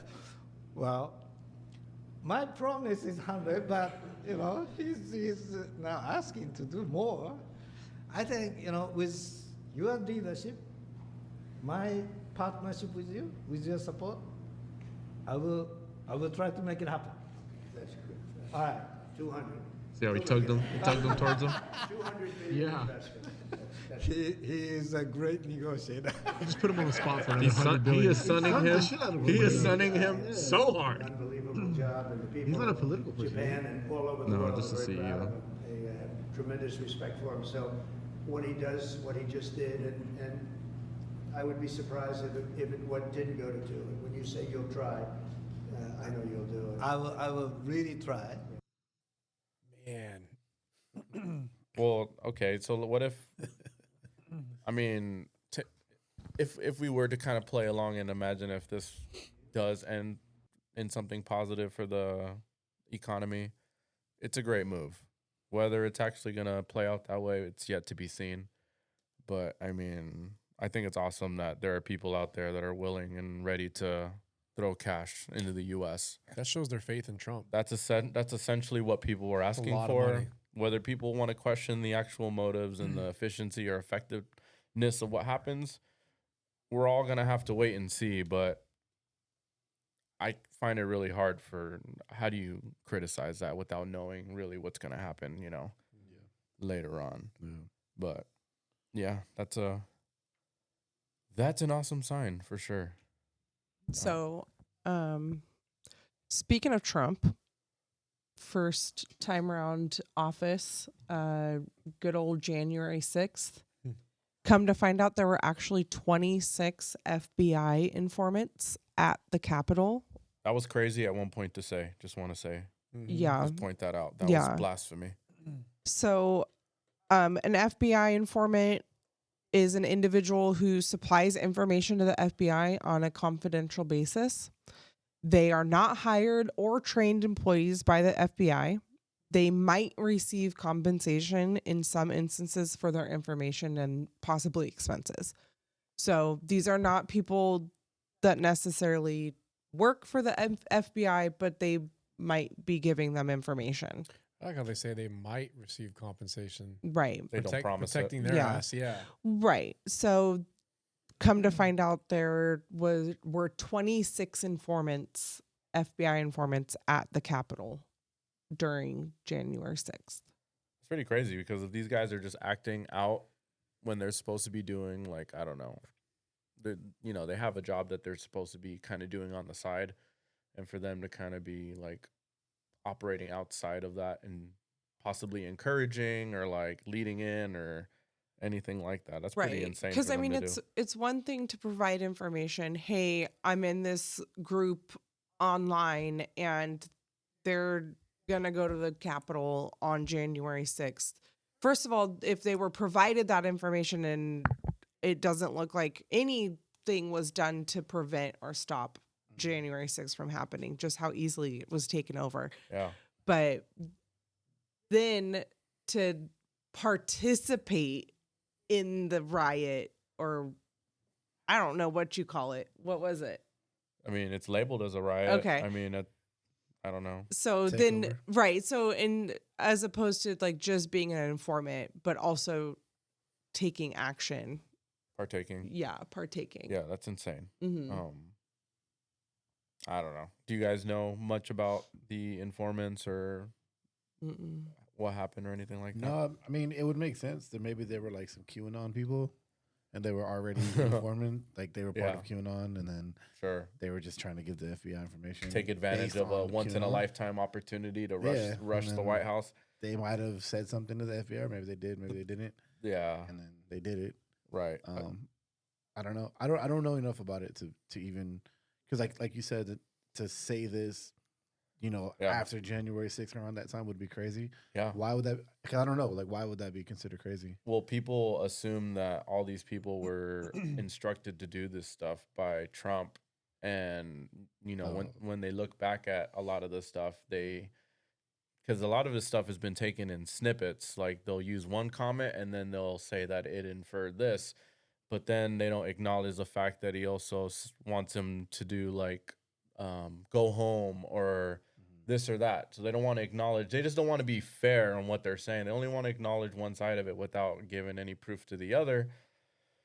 Whereas this kind of shows at the time that the government had people that were, I guess, unofficially employed that kind of acted on their own and made these decisions to enter the White House without ever being in. You know what I mean? Like they're just. Yeah. So were these informants providing information about January 6th, or did they not provide information and then acted in? I don't know. How long were they informants? That's what I want to know. Like maybe they've been informants for a long time doing work on the whole QAnon thing. And if they work for the government, who do they fall under during January 6th? Because technically Trump's out of office. So are they still following? Well, no, technically Trump was in office on January 6th, 2020, when this happened, because they were solidifying the votes. They were that was like, this was January 6th was to quote stop the steal, because they were supposedly stealing the election. And so what they were trying to do was interrupt Mike Pence from solidifying the votes and saying, okay, this Biden really did win. Sure. So that's what January 6th was people trying to, and that's why they got into the offices. They were like physically trying to get in there to like do whatever they think they can do. And yeah. By the way, the jump in those numbers that year were pretty wild. Yeah. What numbers are you referring to? The landslide. So you're talking about like how this year's election reflected compared to the last 19, election, 20? Also compared to the previous 4 elections before that. This huge jump of what, like 15 million. Oh, the votes. The votes. Yeah. For the Democratic Party. Right. That was pretty wild. Like you're saying like what happened to those extra votes I don't compared know. like 15 million people didn't vote. Yeah. Is what you're saying. After or before. Right. Like if you looked at the numbers. Right. Just that year there was this huge surplus in votes. For Biden. Yeah. Versus this year. I'm not saying that it was rigged. It's just that's a weird anomaly. That's an argument that supports people who think that it is. Okay. All right. Well, let's play this clip. Maybe it'll provide a little bit more context to kind of fill in the pieces on what we may not know already. Bombshell report that we've been waiting for. What actually happened on January 6th? The FBI had 26 confidential human sources there that day. 26. A confidential human source is a guy the FBI pays to spy for them. Of the 26 confidential human sources who were in D.C. on Jan 6th, 4 entered the Capitol during the riot. An additional 13 entered the restricted area around the Capitol. So more than a dozen FBI spies participated in the so-called insurrection. A bunch of them broke into the Capitol. Their own inspector general says this is what happened. But that's not what they told you when they testified under oath. Those who were there in an undercover capacity on January 6th, how many were there?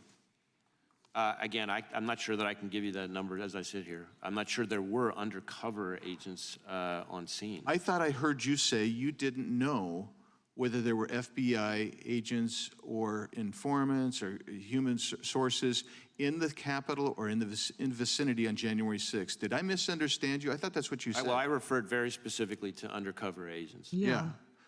And so are you acknowledging then there were undercover agents? As I sit here right now, I do not believe there were undercover agents on scene. The inspector was hiding something. Okay. So Congress So there's a difference between undercover agents and informants. Yeah, it's wordplay. Right. Okay. Yeah. I mean, it's semantics. I find it very hard for me to take anything that's on Fox News without them spinning it a certain way. Very pro-Trump. It's like CNN. It's Yeah. like very pro-left. They're anti-Trump. they're right wing. Yeah. They're right wing. I don't really follow that, their line of thinking most of the time. I'm much more left, but no way. yeah. So I mean, I think that's really what just pisses me off about the government, just in general.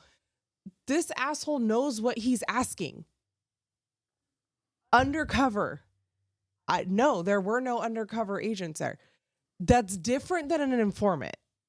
So, like, you know what you're saying, you know what you're asking. Stop playing a game. You know what I mean? Like, to me, like, there's the truth, and then there's how you're trying to spin it. And that can go for any politician. Word salad.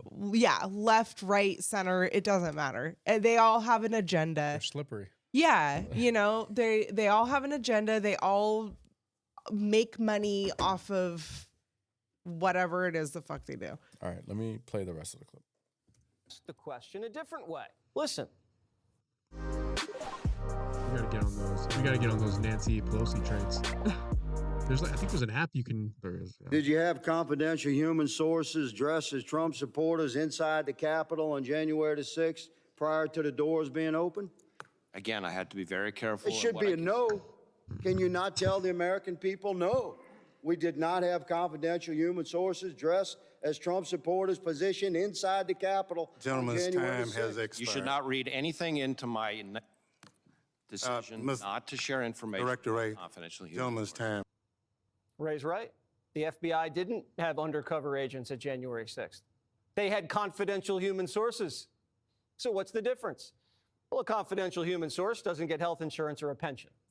They're just freelancing for the feds. Rats in MAGA hats. They're basically paid informants that the FBI runs out of headquarters. A lot of these FBI rats get picked up on some other charge. They get sat down and the FBI says, you're going to work for me now. And if you don't, you're looking at 20 years to life. So these guys say, yes, sir. And they cozy up to people like the Proud Boys and anyone the feds wants to watch and control from the inside. And these confidential human sources are under pressure to deliver. What does deliver mean? It means intelligence and big busts that get the FBI good headlines. According to the Inspector General report, the spies were feeding the FBI intel that said January 6th was going to get a little hairy. But FBI headquarters did nothing about it and then lied to Congress and said they did. So why did headquarters let January 6th get so out of hand? And what were all these FBI spies doing that day and the days before? Were they riling everyone up like they did in the Gretchen Whitmer kidnapping plot? In that case, the FBI informants instigated the plot. They even used an FBI credit card to buy the ammo, supplies, and hotel rooms. Did the FBI pay for Jan 6 hotel rooms? We don't know. Remember, the media and the Democrats said this whole thing was a conspiracy. Where do you think this idea comes from, that this was somehow done by the feds? I heard that one of the debaters said it was an inside job. It's an inside job on the part of Donald Trump and his henchmen. Republicans have blamed the FBI and said it was an inside job. It certainly was not an inside job by FBI agents or Antifa. They go around blaming it on Antifa and FBI agents. Well, how did the media know it wasn't an inside job when the FBI had 26 of their people on the inside? January 6th certainly benefited the media, the FBI and the Democrats. 1,500 arrests, humiliated Trump, got him impeached, criminalized the MAGA movement. Trump got indicted over January 6th, remember? They tried to throw him in prison over this. The January 6th committee, it's all Democrats did for 2 years. Why didn't the committee find any of these snitches? They did a one-sided investigation and teed up Garland to charge Trump so they could run against a convicted felon. So the media is going to apologize, right? No. The media today is cherry-picking the report to say there were no undercover agents there on January 6th. The whole thing's a conspiracy. These aren't articles. They're FBI press releases. And they wonder why their ratings are trash and no one trusts them. It's because of this. They don't want the truth. They want to hide it if it hurts the left. And they can't admit they were wrong because it's too embarrassing. And they were a part of the cover-up. But the FBI is worse than the media. The FBI knew what was in this report. They covered it up before the election. And then the director says he's resigning the day before it comes out. No, not at all. With the FBI doing something like this? This kind of sliminess is why Trump nominated Kash Patel. I wonder what else Kash is going to find in the bureau when he looks under the hood. As a former federal prosecutor and a public defender who defended a lot of these types of cases, what you need to show is whether or not the FBI and government agents were using undercover operatives and informants on the day of January 6th. Once you prove that, then you defeat the insurrection narrative with the FBI's own documentation. And what does this report do to the January 6th defendants? None of the confidential informants were arrested or charged. These guys were right alongside everyone, walking into the Capitol. But you're in prison for years? Now, if you're a defense attorney for a Jan 6er and this drops after the case was decided, that could change everything. Constitutional law professor Jonathan Turley says this, quote, "There is a question of why the confidential human sources who entered the Capitol were not charged as part of an operation that the Justice Department described as an effort to shock and awe, targeting everyone involved that day. This report does not find specific wrongdoing or direction from confidential human sources in the rioting. Congress, however, is likely to seek more information on these sources and their conduct on the day."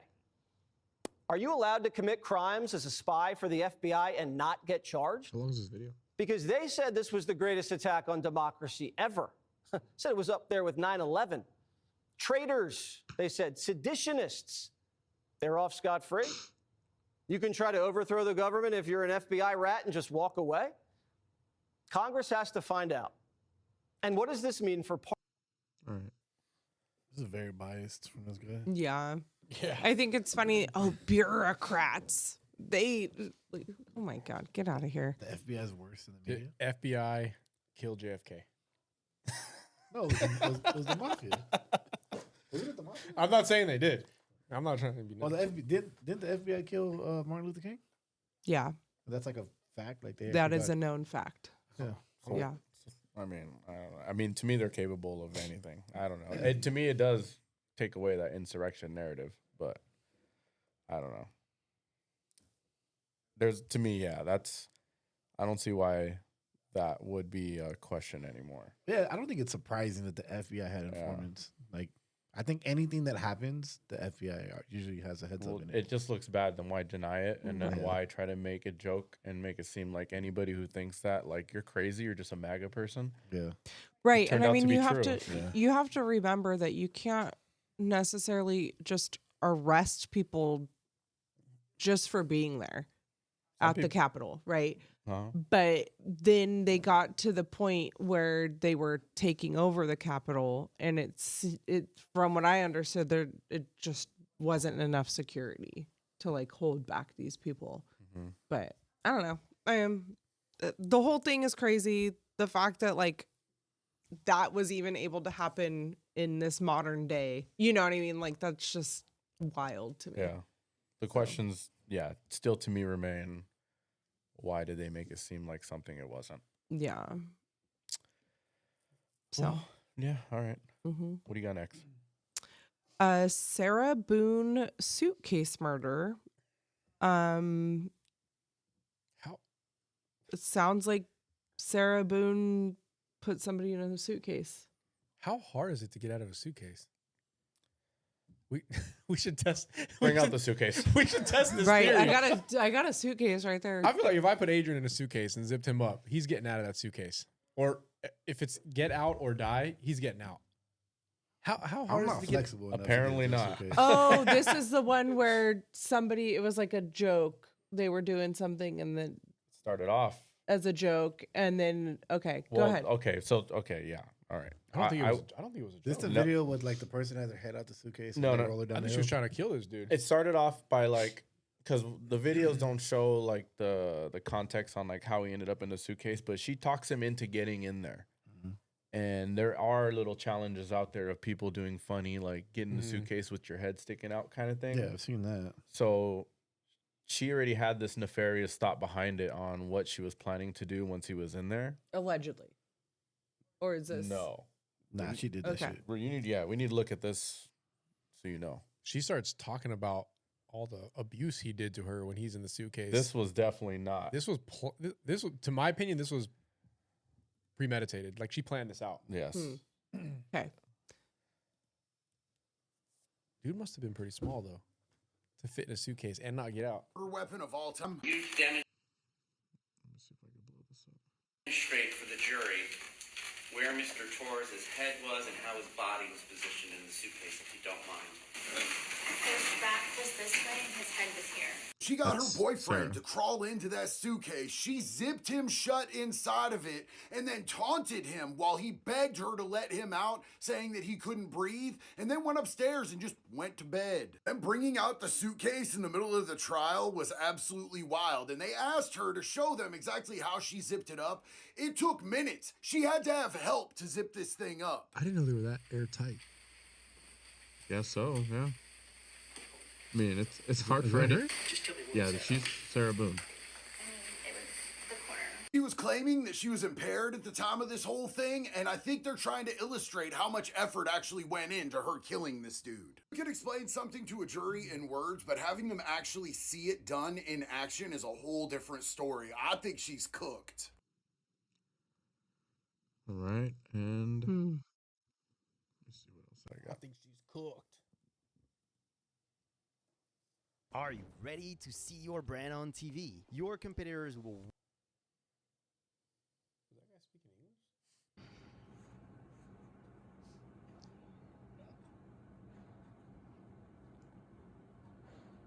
Sarah.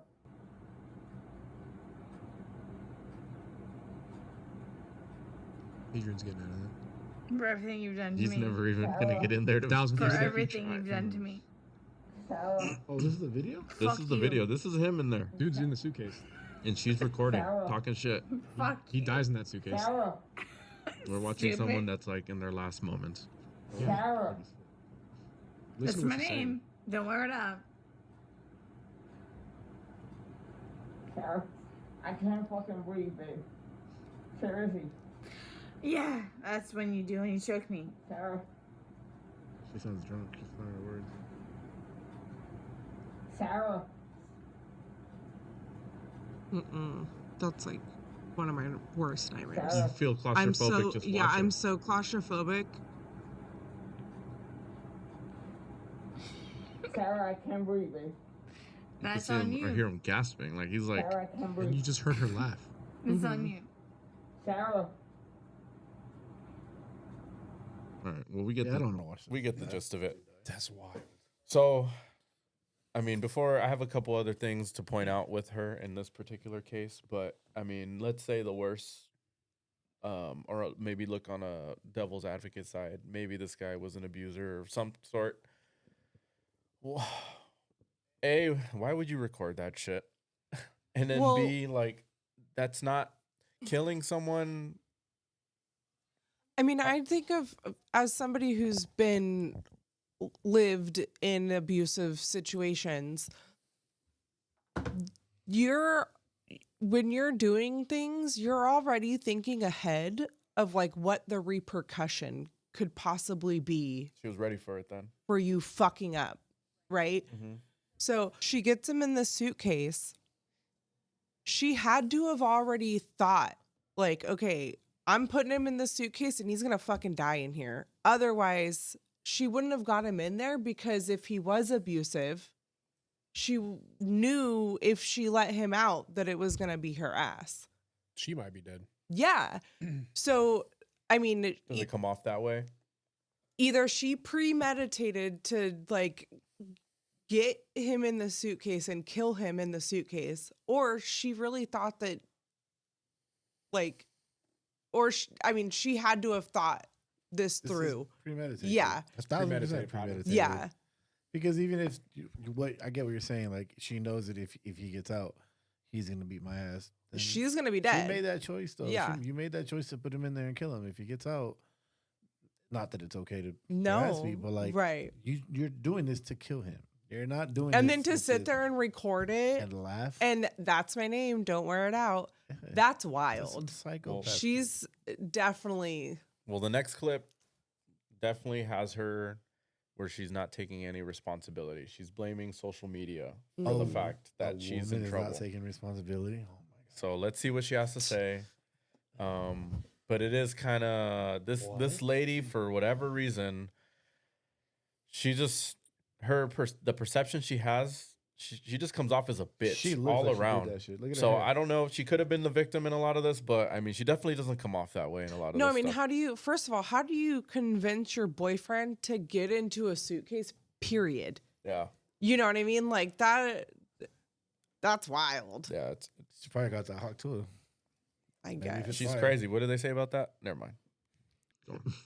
Of my goal to social media with its greed, insensitivity, deception, obvious exploitation, and advantageous gain from my criminal case as a whole, and for sentencing me by anticipation as a result of ignorance and hate, conjured and fabricated by the organized crime that is social media, which condemned me in the court of global public opinion since the beginning. My family law case is the new prey waiting to be picked apart and pillaged from me being made infamous by social media in my criminal case. It simply seems I cannot forgive and be forgiven and move forward. Social media has made me a pariah. It has caused great oppression and undeniable disadvantages, especially by broadcasting and manipulating my cases online. In my criminal case, as a result, my opportunities to be given a fair, proper, and uninfluenced, successful conclusion was heavily depleted and poisoned. I forgive them. Also, all of the media tycoons for not having a life of their own, trying so desperately to make themselves seem so right by making me appear so wrong. Forgiveness for prejudgment, ridiculous theatrics, lies, making and taking blood money from my and others' misfortunes, accidents, and catastrophes. It's all over their hands and their keyboards. Bitch, you killed somebody. Yeah, that's crazy. And us pointing it out and like blasting you online has nothing to do with the verdict. Yeah. So without batting an eye, Sarah Boone was sentenced to life in prison for the murder of George Torres.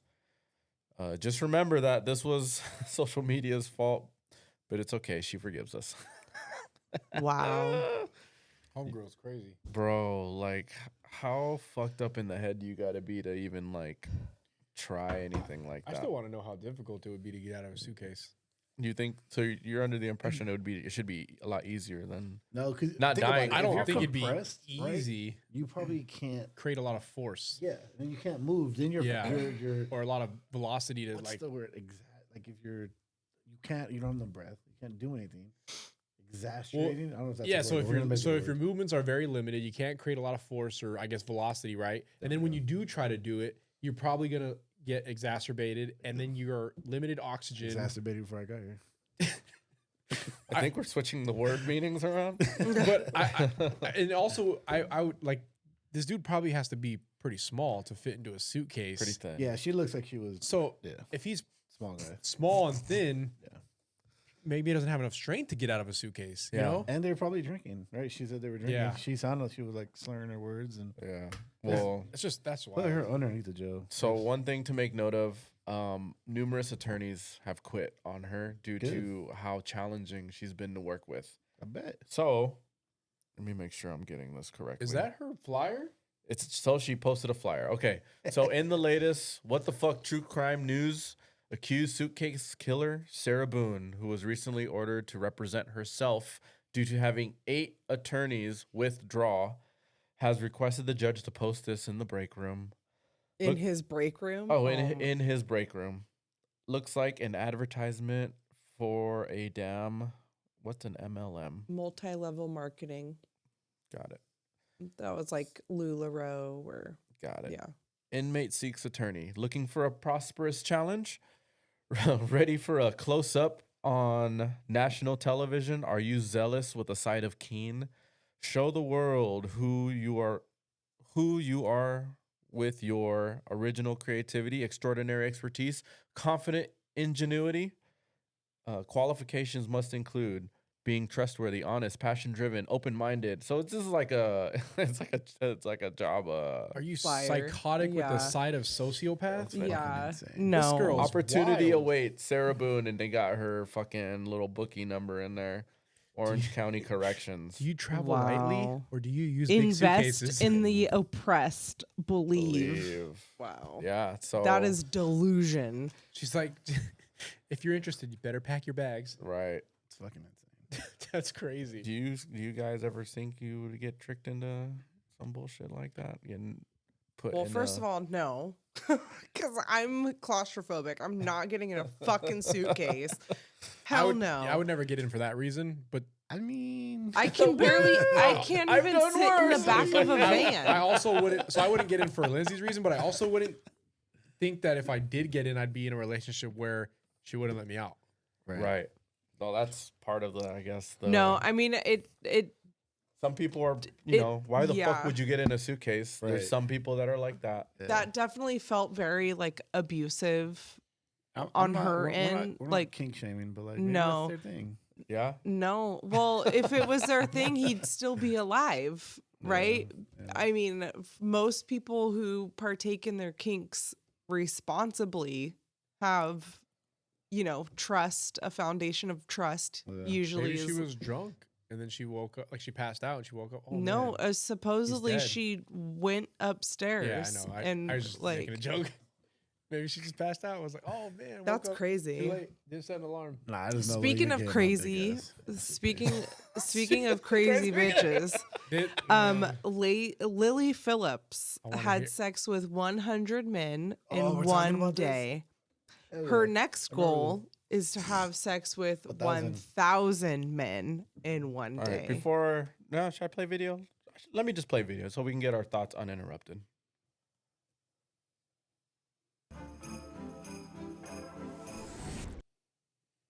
100 men a day?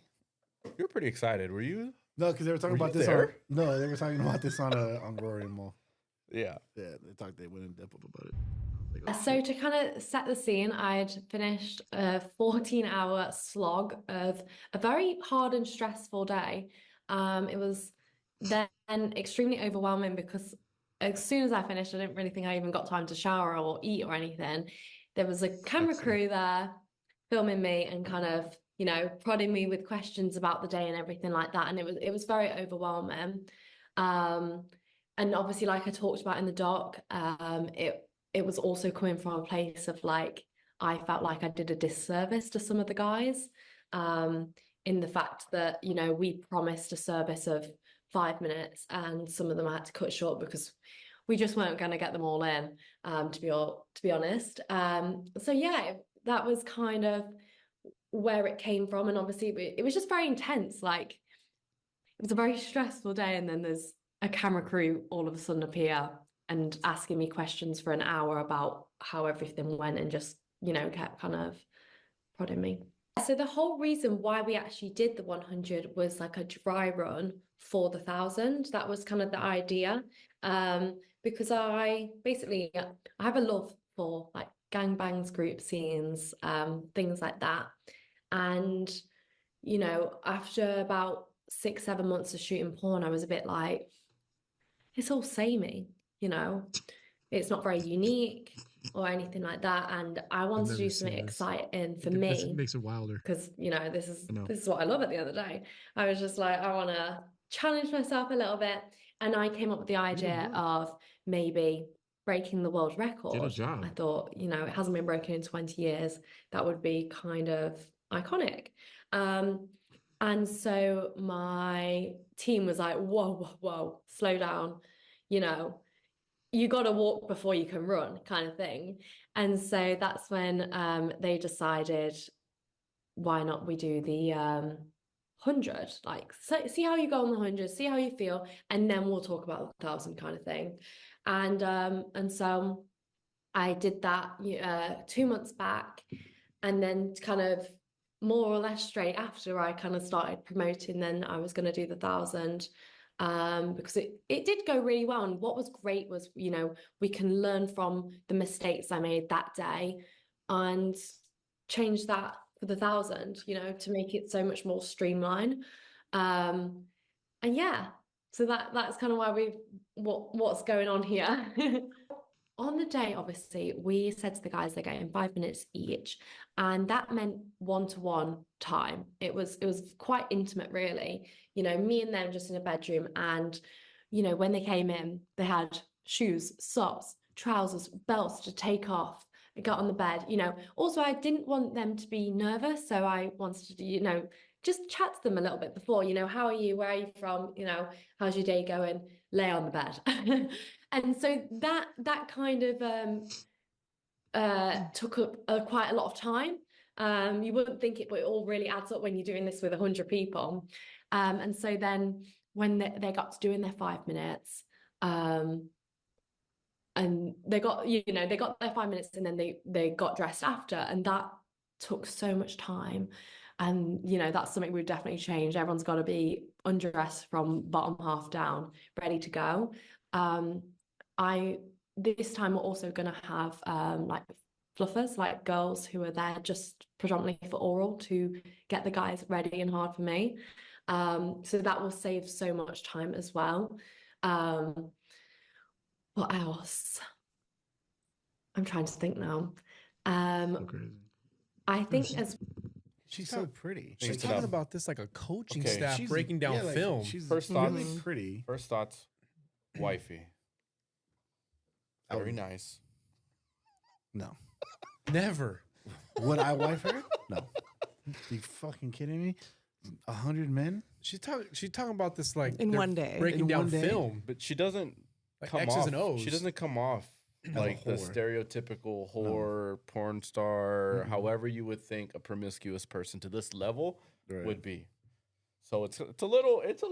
She looks like your typical Trader Joe's. She seems very Lululemon very type of like pleasant, very like she's very pleasant, nice, little too pleasant. Yeah. very nice. Like honestly, like very articulate, very like smart. Like she comes off. You're.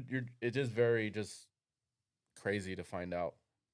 She's a really pretty girl too. Yeah. Like it's very. I don't know. It's crazy. She's not all. When I had never seen the video or seen what she looks like. I just heard them talk about it. Yeah, but I think the thing to like remember in this is that she doesn't necessarily need permission from anybody else to do something like this. This is her decision, you know, based on her morals. She's the one that has to sleep with herself at night, right? So and 100 other people that day. Well, right. Not just but when she's alone in her bed, you know, like she's the one that has to live with it. So if that's what she wants to do, like more power to you, girl. And obviously there's at least 100 men that are into it. I feel the same way. I feel like every person should have autonomy over their own body. Yeah. And they should have the decision to choose what they want to do and what they don't want to do, as long as it's consensual. But is she going to regret it down the road? Time will tell.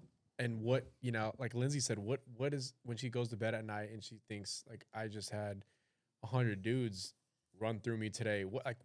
That, I don't know. That must be wild to think the of. wildest part is there is a man out there that will still marry her. Right. Well, That I is mean, fucking insane. but you also have to She's a think of like, celebrity now. right. There's men out there who have likely done worse, or, you know, I mean, not on that scale because men can't get off 100 times like that. No, but I mean, and not to say there's men out there who 5 minutes. There's men out there who are married, who have kids, who have done much worse things, you know, than having consensual sex with 100 other people.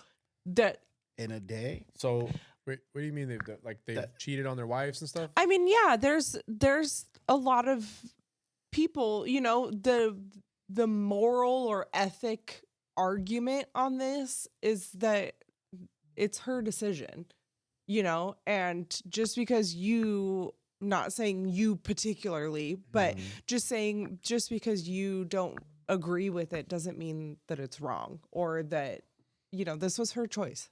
So. Right. But people are also entitled to their own thoughts and opinions on the matter. True. Yeah. Especially when you put it for the public. Yeah. If you put it out there for the public she's going to make money off of it. She's going to make content. She made content. She's going to make a bunch of money off of it. Great. Then you are subject to public opinion. You're subject to public ridicule. Yes. Sorry. So that's some wild shit. Let me ask you guys then a question, I guess. Why do you think her trying to do this with her body is so unattractive, or something you do not want in a partner for yourselves? And I guess Sal, what do you think first? The obvious. Which is she had sex with 100 dudes in one day. I don't ever want to be with somebody like that. Why not though? Oh man, I mean, again, I think people should have autonomy over their own bodies and be able to make their own decisions as long as it's consensual. And I'm not saying that she can't do this, right? But when I watched that video, my own opinion, my thoughts on that video, and I could be wrong, but there seems like there's a lot of mental health issues there. Just the way she was talking about some of the stuff, that she's so desensitized to all of that. And in my personal opinion, like, I don't know. I mean, for some people, sex isn't as like emotional or deep for some people, but you're asking me. No, and for me, it is very deep and emotional. Yeah. And like, I mean, don't get me wrong. There have been, you know, growing up, you have sex with people, and sometimes there is no emotions attached. It's very, you know, cavalier. But I think in terms of marrying somebody, you know, like for me personally, my wife and the person I want to spend the rest of my life with and have kids with, or even date, you have to have that connection. Like there has to be a very intimate connection. And I can never have that connection with somebody knowing that. Right. So as long as you were aware of someone like that and their background, that's where it kind of, because she seems like someone that most men would be open to having as their partner. Look wise, very pretty. Yeah, she's her a pretty girl. appearance, Yeah.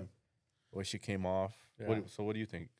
I don't care about body count. Like if you had sex with 100 dudes before you met me, whatever, cool, before me. But she's went public with it and decided. Why not though? Why not? Why is the body count thing? It's not a thing for me. I don't care. Well, some people do think. Why don't people you think? do care. I don't. Whatever you did, what you did before you met me. I don't care. Yeah. You met me. I will judge you off of this. Right. Our connection. Now you did whatever you did. You had 100 dudes. That's your body count. All right. Yeah. Cool. Whatever. But maybe I can work through that. But what I know I cannot work through is the fact that you went public. You publicly had 100 dudes in one day. That the levels there. Like, you need that to be satisfied. You were doing regular pornos, regular gangbangs. That wasn't enough for you, so you decided I want to do 100 guys. Like, there's no way I'm going to satisfy it sounds you. I'm not to giving me you 100 times. a lot. It sounds to me like she really just for the money. She's trying to just get like the fame. You know, I like think it's the fame. Even more than the money. Yeah. But what kind of fame is that? You're going to be known as a girl that fucked 100 dudes. And then you're the guy, and then you cry about it later on when I agree with you, but that's not probably what's going on in her head. No, if I had to guess, it's just the notoriety. So if body count doesn't matter, however she gets there. If body count doesn't matter, and you took maybe offense to the publicity of it, if she were to have done that in the privacy of her own personal life without any monetary gain attached to it, would that matter? Would that fall under the same I don't care about body count? Like if she... Because you pointed out you don't like it because like down the road, she made it mainstream and popular. Just so you know, I had sex with 100 dudes in one day. Just as a personal goal of mine. I would leave.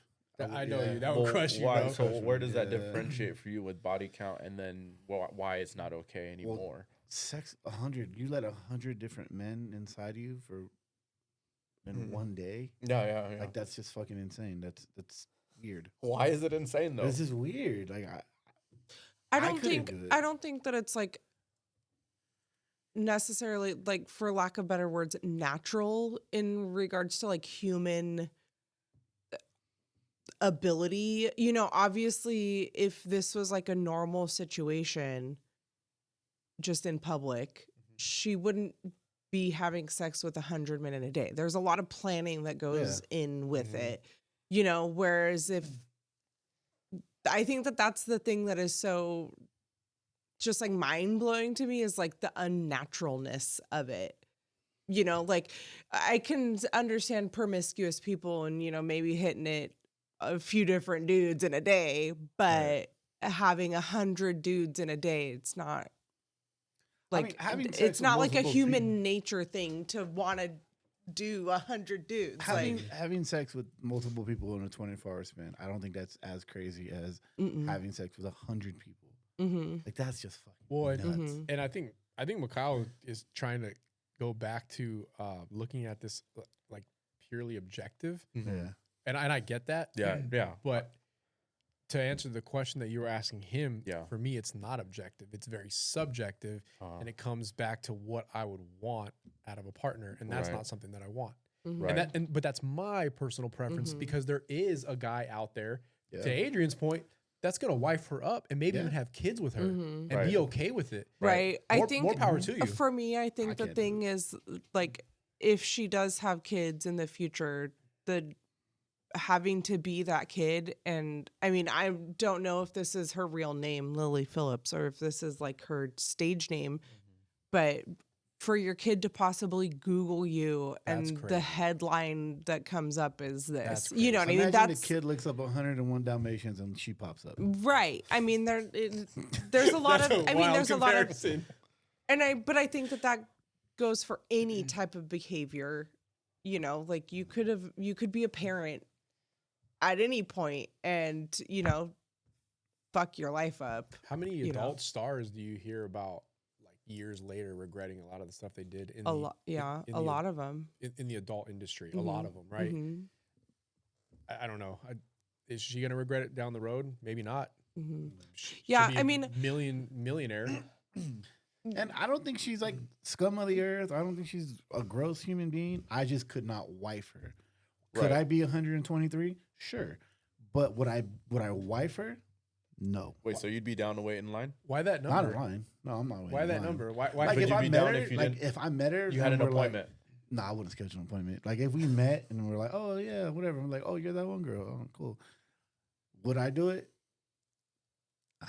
Maybe. With a condom on? Of course. 7. But only after do you think you could wife her up? Fuck no. Fuck no. No. After all those probing questions. Well, ask I me could why. not. Ask me why. Let me try to articulate it. I'll try. I'll tell you my why first. Yeah, and then you can tell me your why. Okay, yeah. All right. So Wait, so there's a deeper why? yeah, and I'm gonna get a little deep here, but I've and this is tapping into like a really deep insecurity of mine, right? Yeah. I've been in relationships where I've been cheated on, okay, and I've tried after I was cheated on to make it work because I cared and loved about that person. I could never, as hard as I tried, I could never look at them the same, and I can never trust them again, right? Because I would always think of her with that guy. Mm-hmm. And maybe it was only once that I knew of, whatever, right? I always think about that. So in this situation, even though she wouldn't be cheating on me because this was all done before me, I'm always going to go back to, you had 100 dicks inside of you in one day. And I would never personally be able to live with that, right? Mm-hmm. Because and again, maybe this is going back to an insecurity of mine. Like, that's just not something that I want. And then it would also make me question, like,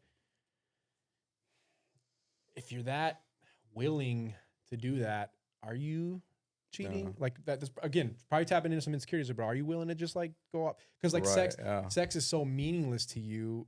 Is it nonchalant for you to just go off and hook up with another dude while you're in a relationship with me? Right. I'm going to be thinking about all this stuff because I know how my brain works. Yeah. I can never do it. I think the meaningless thing, I think that's what stands out for me as to why it would be like a fuck no, because you've let sex become so meaningless, whereas for me, it's super important. Like you're doing something together that, you're getting naked together, you're fucking doing these weird fucking things together. Like, it's very intimate. Yeah. And it's very, like, I don't know. And vulnerable. Very vulnerable. And it's very, like, I don't know. I think it's special, Yeah. So to be with someone who treats it like as an oil change kind of thing, like, it kind of takes away the specialness out of being with them. Like, I don't know. Like, to me, I want that to be, mutually important. Mm-hmm. And to me, that kind of person takes it all away. Mm-hmm. So why be with someone where anytime you have sex, it's potentially looked at as a job? You're just going through with, who knows if she has the same the connection that you motions, have. Right. I mean, she's probably disassociating when we're in the middle of it. She could be so numb to it. Yeah, and you'll never share that. Yeah. There are porn stars that do have relationships that are, married, or, Right, they're porn and stars, though. That's fine. That's right. But she's, I mean, technically, I guess, kind of a porn star. You're an OnlyFans, right? I mean, but she's obviously She did say that she did do porn, and she felt like it was very just cheesy because it wasn't real. It wasn't enough for her. She's an extreme sport. Yeah, right. She's the X Games. Okay. Sucking dick. Right. So I think that some the people Tony Hawk. can separate that work. First 900. That work essentially from. Oh my gosh. I'm sorry, Lizzie. That was a good one. Sorry. No, it's fine. He did do the first 900. She's fucked 100 guys in a day. No, Lizzie. Like, that's fine. That's but different than being a porn star. And my point is that some people can differentiate between the work and the relationship, the emotional relationship. And I think that obviously this table doesn't do that. Yeah, I couldn't date we are all very emotional people. Sure, yeah. Right. I'm way too insecure. Right. Whereas I think that some people, from their experience or whatever chemicals they have in their brain, some people don't put sex like that. Or they can literally just build that wall and this is sex for work and this is There are probably sex. people that can just turn it off and on. Right. Well, no, But porn, 1000%. from what I understand, believe me, haven't been in any videos that I know of. But Whoa. Jesus Christ. but I mean, it sounds Whoa. it sounds to me like porn sex is very different than like real sex. Sure.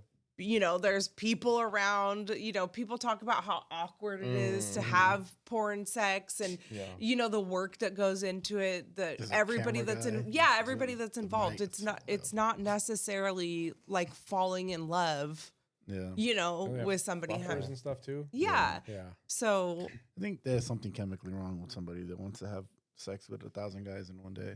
I mean, lots but of microplastics. also, you know, you have a lot of porn stars who have addictions or past traumas or whatever, and that's She's how they addicted to cum. Well, no, porn can be an No. addiction. Yeah. I mean, not just watching it, partaking in it. Oh, she's addicted. So like a sex addiction. Yeah, but also chemical addictions, alcohol addictions. There's all kinds of. You think she's doing this sober? I don't know. I mean, I can't accuse her of doing 14 anything. hours straight. She had to have been sober at some point. Right. Or I mean, not. I know somebody who is a straight cisgendered man who did gay porn for money because he was addicted to drugs. So You made me shake his hand. Oh. you know, He did it to get money for drugs. yeah. Jeez. So I mean, it could be the same thing as that's not the debate. It could be the same thing for women. You know, they could be doing it for money because, you know, they have other vices or, you know, and also doing drugs makes it easier to do things like that. Well, going back to what Mikhail said about why he wouldn't want to do it, because he just feels like that person doesn't have any emotional connection to it. It's meaningless. Like it's like an oil change, right? Yeah. You're in and you're out. That's the exact reason why I wouldn't be able because of those things you said, they feed into insecurities that I have. Sure, yeah. And I'd be like, you're so, but maybe she can flip it on and off. I don't know. But you're so divorced to those emotions. Yeah. Why would I feel comfortable with you being with me, knowing that you could just, it's Mm-hmm. frivolous, right? Like you could just go off on a whim. Everybody gets it. So why Man, is it I banged special? out 20 today. What? But, okay. So we all in agreement that we wouldn't wife her, but would you hook up with her? On a drunken one night knowing stand? Knowing that, say you go out one Like, night, she's there. you're out, oh, you shit, had a that's couple of Lily drinks. Phillips, Yeah, oh, you had a shit. couple of drinks. Like, She's into you. she's She wants into to you. take you home. Clearly, she likes fucking, and she's like, "Yeah, I'll go first. Today, where I'm at, like if I was 35 single, I don't think I would. But if I was like 18 to that in TJ early 20s type, I think I would, just because. and is that her? I don't know enough about like that part of myself, like Right. what I like and what I don't. Yeah. I'm just trying to get it. Yeah. She's cute enough. Well, and she is only 23. She's very pretty. Well, she's too. 20 and right. that's her demographic, right? Like, Sure. what is her demographic? Is it old guys?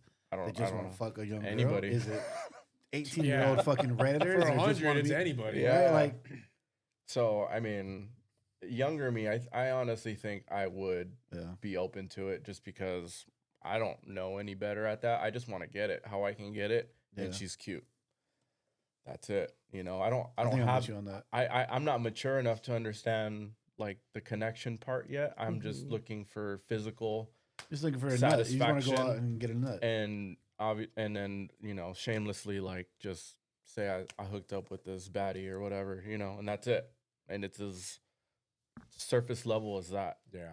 Yeah. While I'm in that age range. I think I'm in the same boat. Yeah. Because the older we get, the more we learn about ourselves. Like, like for me personally, like our moral compasses start to form more and change, and then also you start to put a lot more weight and value into certain things, and then you learn that a lot of things that you did put weight and value into when you were in your early 20s don't have any meaning now. Exactly. So does the fact that she is only 23, does that like She's only 23? Yeah. Yeah, she's 23. I didn't know that. Uh-huh.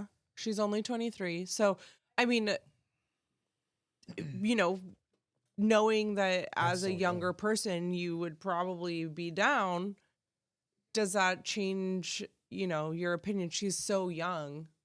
Now that makes me think even more that when she's in her 30s, she's going to regret this. I didn't know she was that young. Everybody's invincible when we're young, which is the risk, we're willing to take. So, because at 36, I don't think anything like I thought at 22 or 23. Clearly, what she doesn't value now is the potential of a lost, meaningful relationship later on, because she's young. Yeah, she has so much life ahead. Right. There's no reason to worry about that. It's funny that she's what, Gen Z, and there's a decline on birth rate because Gen Z is just not going out. They're not being promiscuous. They're not drinking as much as the previous generations, all of this stuff. And then you have this girl who's like kind of the opposite. She's an outlier. Yeah. Isn't that kind of interesting? She's trying to save. But she's not. But she's not. What is it called? Procreating. Yeah. No, but I mean, it's funny, the difference. The Gen Z is very much like house people. They don't leave the house. So I think so. Jeez. All right. Well, they do say our population numbers are declining, right? Yeah, we're not having enough kids. Well, China's throwing away all the boys, right? Or they're throwing away the girls. I think they stopped doing that. Yeah, they stopped doing that. They're feeling it too. Didn't they used to have a limit on only one kid per family, and now they've upped it to 2 or 3 or something? Yeah. Because they were that was girls overpopulated at one point, and they were getting rid of the girls, because boys in that culture carried more value, supposedly. Oh, yeah, we saw Mulan. Right. When you say getting rid of, what does that mean? They were killing girls or orphaning them, or I mean, that's why we had a lot of adoptions in America. Jeez. For dumpsters. Yeah. That's crazy. Kobe. What do we got next, babe? Next is the Germany Christmas market attack. So Christmas market in Germany, really big thing. Lots of, things to buy there. You'd go shopping, you do your Christmas thing. It's a tradition, a person drove through the Christmas market and killed 5 people, injured 200. And the thing about this is that this has sparked immigration issues in Germany. Germany has open borders. Right. They don't necessarily check anybody that comes to live there or visit there, or you can just walk straight into Germany. No fucks, right? So this gentleman, it was from Saudi Arabia, I want to say. Yeah. Saudi doctor. He's a Saudi doctor. He moved to Germany, and when he moved to Germany, they his previous country even warned Germany about him. He had ideas that were debatable. Okay. Should I Yeah, go ahead. See if this is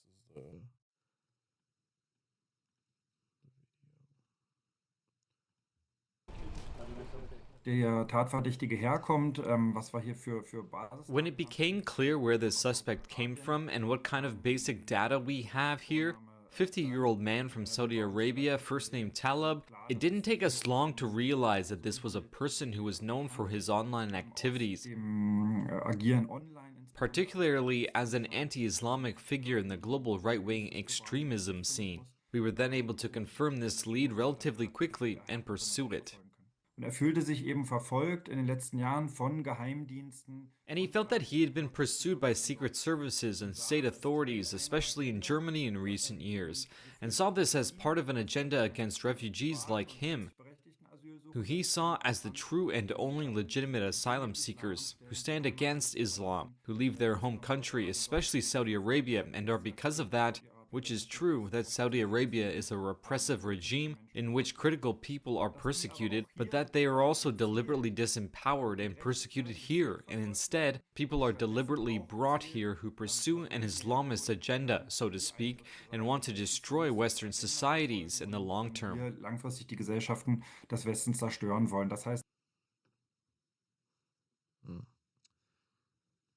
So the government essentially knew that this guy was dangerous.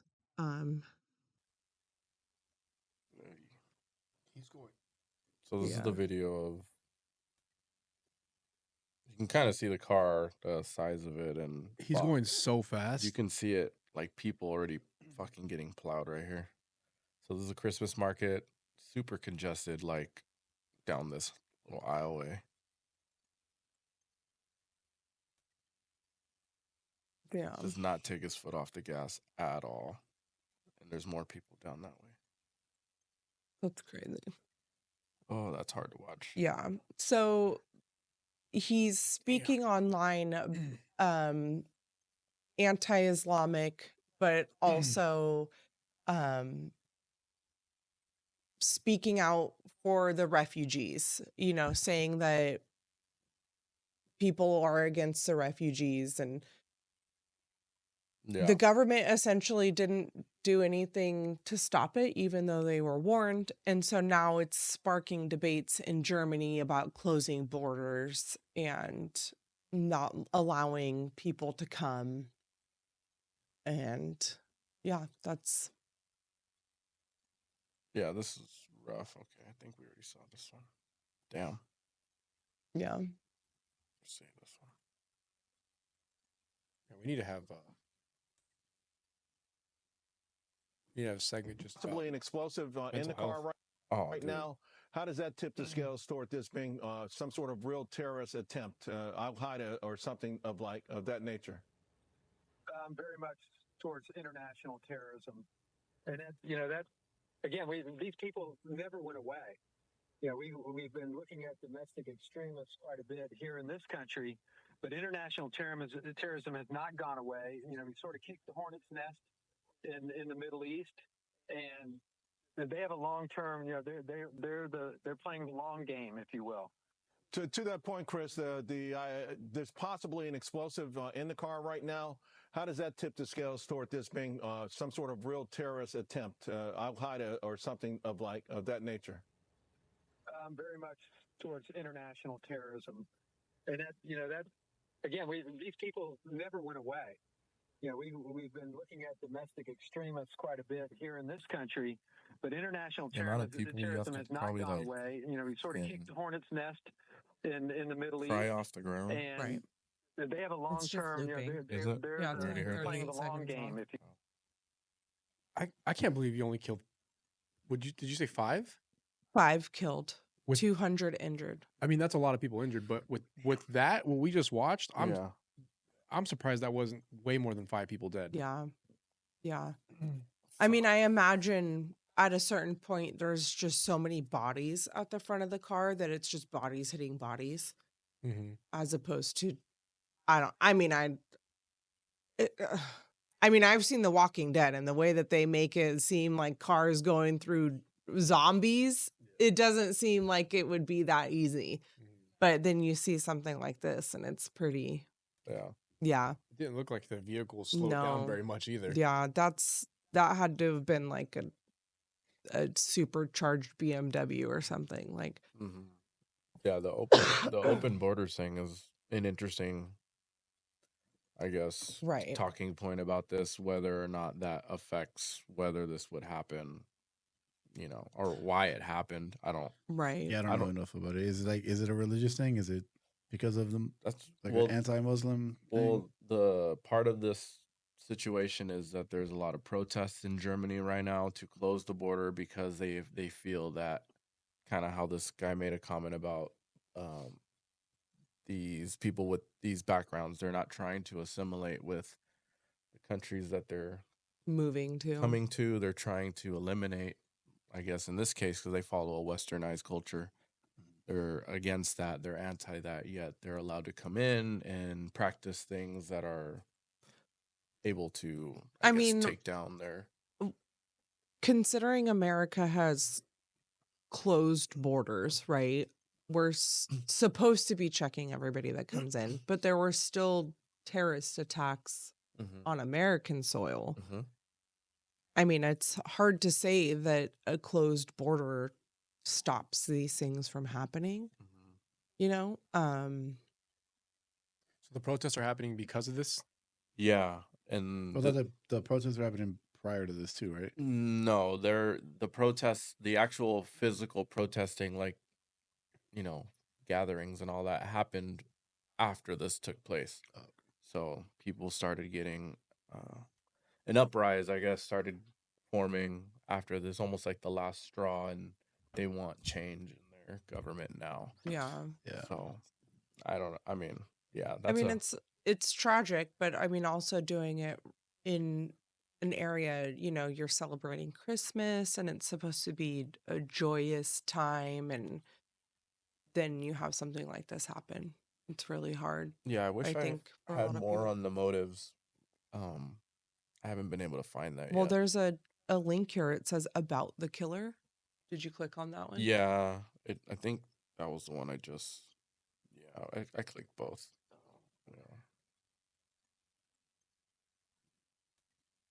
Yeah, it's the article. Go down. Okay, hold I on. saw this article. Yeah, motive was not clear. Is Jay-Z innocent? Oh, so he was. Yes. He. One of the. He said that's so serious. Yes. So Go on. Did you want me to? No, I'm fine. Okay. Oh wait, that says 11 killed. So that had to have been updated. Yeah, that was 8 days ago. 60 injured. But yeah, he was. So he. The injured number. He did this in protest to how they were supposedly treating the Saudi refugees. Yeah. Can't be any worse than where you were coming from. Right. Well, and I mean, especially as somebody who sounds anti-Islamic, he's the minority in Saudi Arabia. If he's Christian or atheist, I don't know what he is, but right. So he's the minority in Saudi. So, I mean, to me, I think it's pretty dang nice that this country allowed you to come in and have a life. No, yeah, sure. Took advantage. So, all right, P, pull out your Rockefeller chain. Go ahead and put your diamonds in the sky. Wave them side to side. So what we're doing? I need a lighter.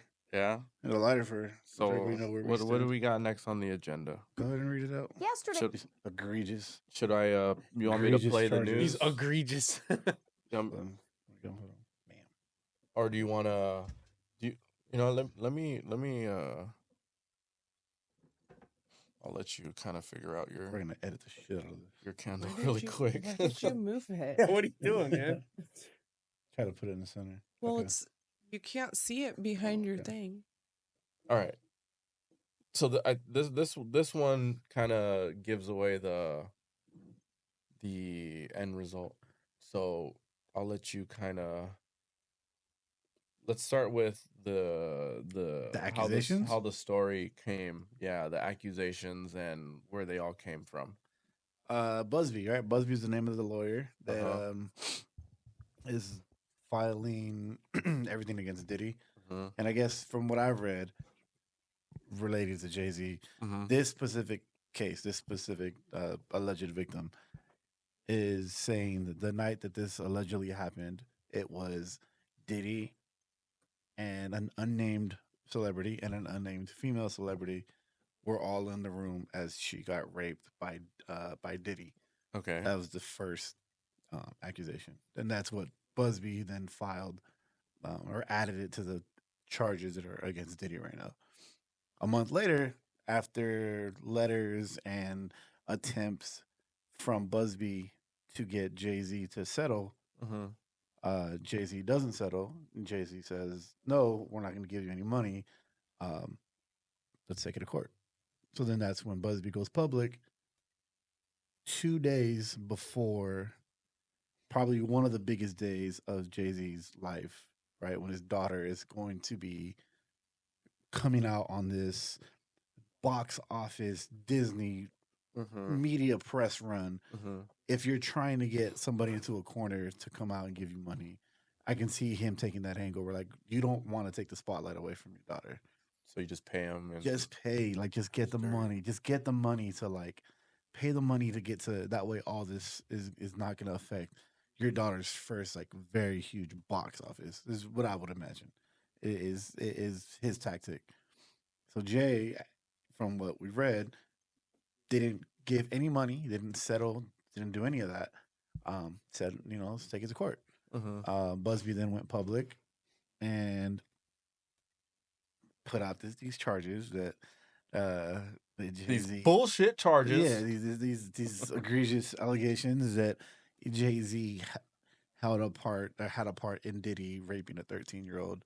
I think there's something wrong with her mentally now. I don't know exactly what it is. Is that what they're saying now? Yeah, like there's something mentally wrong with her. I don't know what the thing is, but yeah. So to say that she fucking, I don't know. It's wrong. But who, when you say wanted Jay-Z to pay money, Busby wanted Jay-Z to pay him money, or who's that money going to? Court, to his victim, to the alleged victim. Oh, to the victim. Yeah.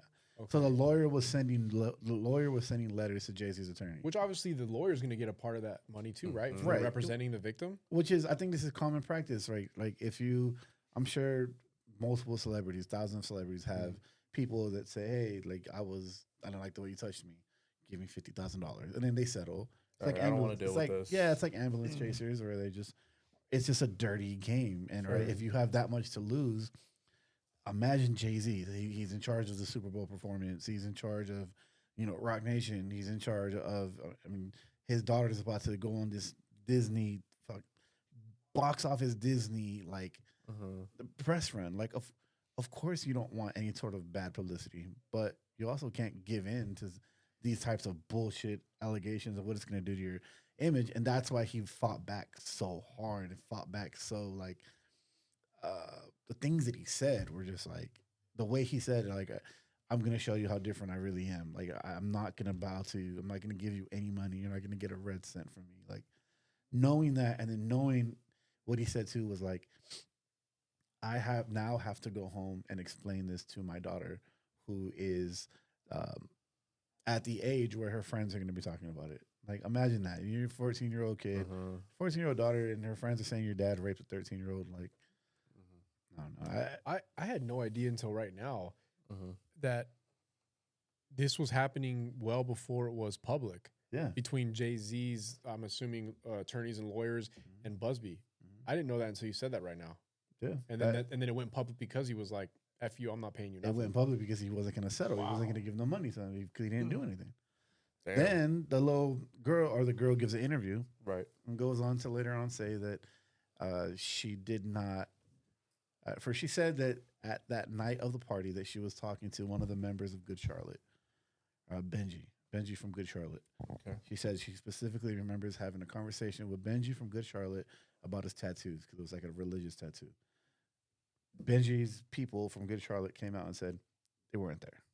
They were on tour. All right. Then they could probably prove that. And they proved that. Then her part of her story was, granted, she's 13 at the time. Yeah. 6-hour drive away from home, and that her dad picked her up from the gas station near the place of the alleged rape, which was, I'm assuming she walked to a gas station after.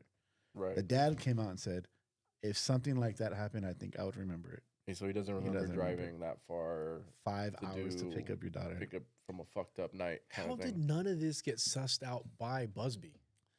Later on, Busby came out and said, this case was given to me. My team did not vet well enough to this, but we still stand by our client. And that's why Jay is like going, I'm gonna come for you. Jay's like, I'm coming for you now. Like, you don't do that. You can't go and do that. Like, guilt. Jay will be known. Look at Michael Jackson. Yeah. Right. Everybody knows Michael Jackson as the guy that fucked with little kids. Yeah. And even though legally technically, or by the law, he never was accused of anything. But when you think of Michael Jackson, you don't think of Thriller first. You think of that's the guy with the kids. That was fucking with the kids. The weirdo. That's what they were trying to do to Jay. Well, I think that this particular situation is kind of like you are the company you keep. And well, because P. Diddy is so neck deep in bullshit right now, he's in major trouble with evidence. Right. There's definitely stuff there. I don't think that it's like, of course, somebody is going to accuse the right-hand man of something when the head honcho is behind bars. Like that's an easy paycheck in somebody's eyes. Yeah, but if you really know, it doesn't seem like Jay and Puff were like, they weren't business partners. Like Jay had Duce and Diddy worked for the people of Ciroc. Yeah, but I mean, somebody who doesn't maybe know that much. They came up in the same. So it's easy to sell that. Yeah, I get what you're saying, but easy to sell, but so off. Yeah, with the story that how did that again not get vetted properly by a team of that just seems crazy.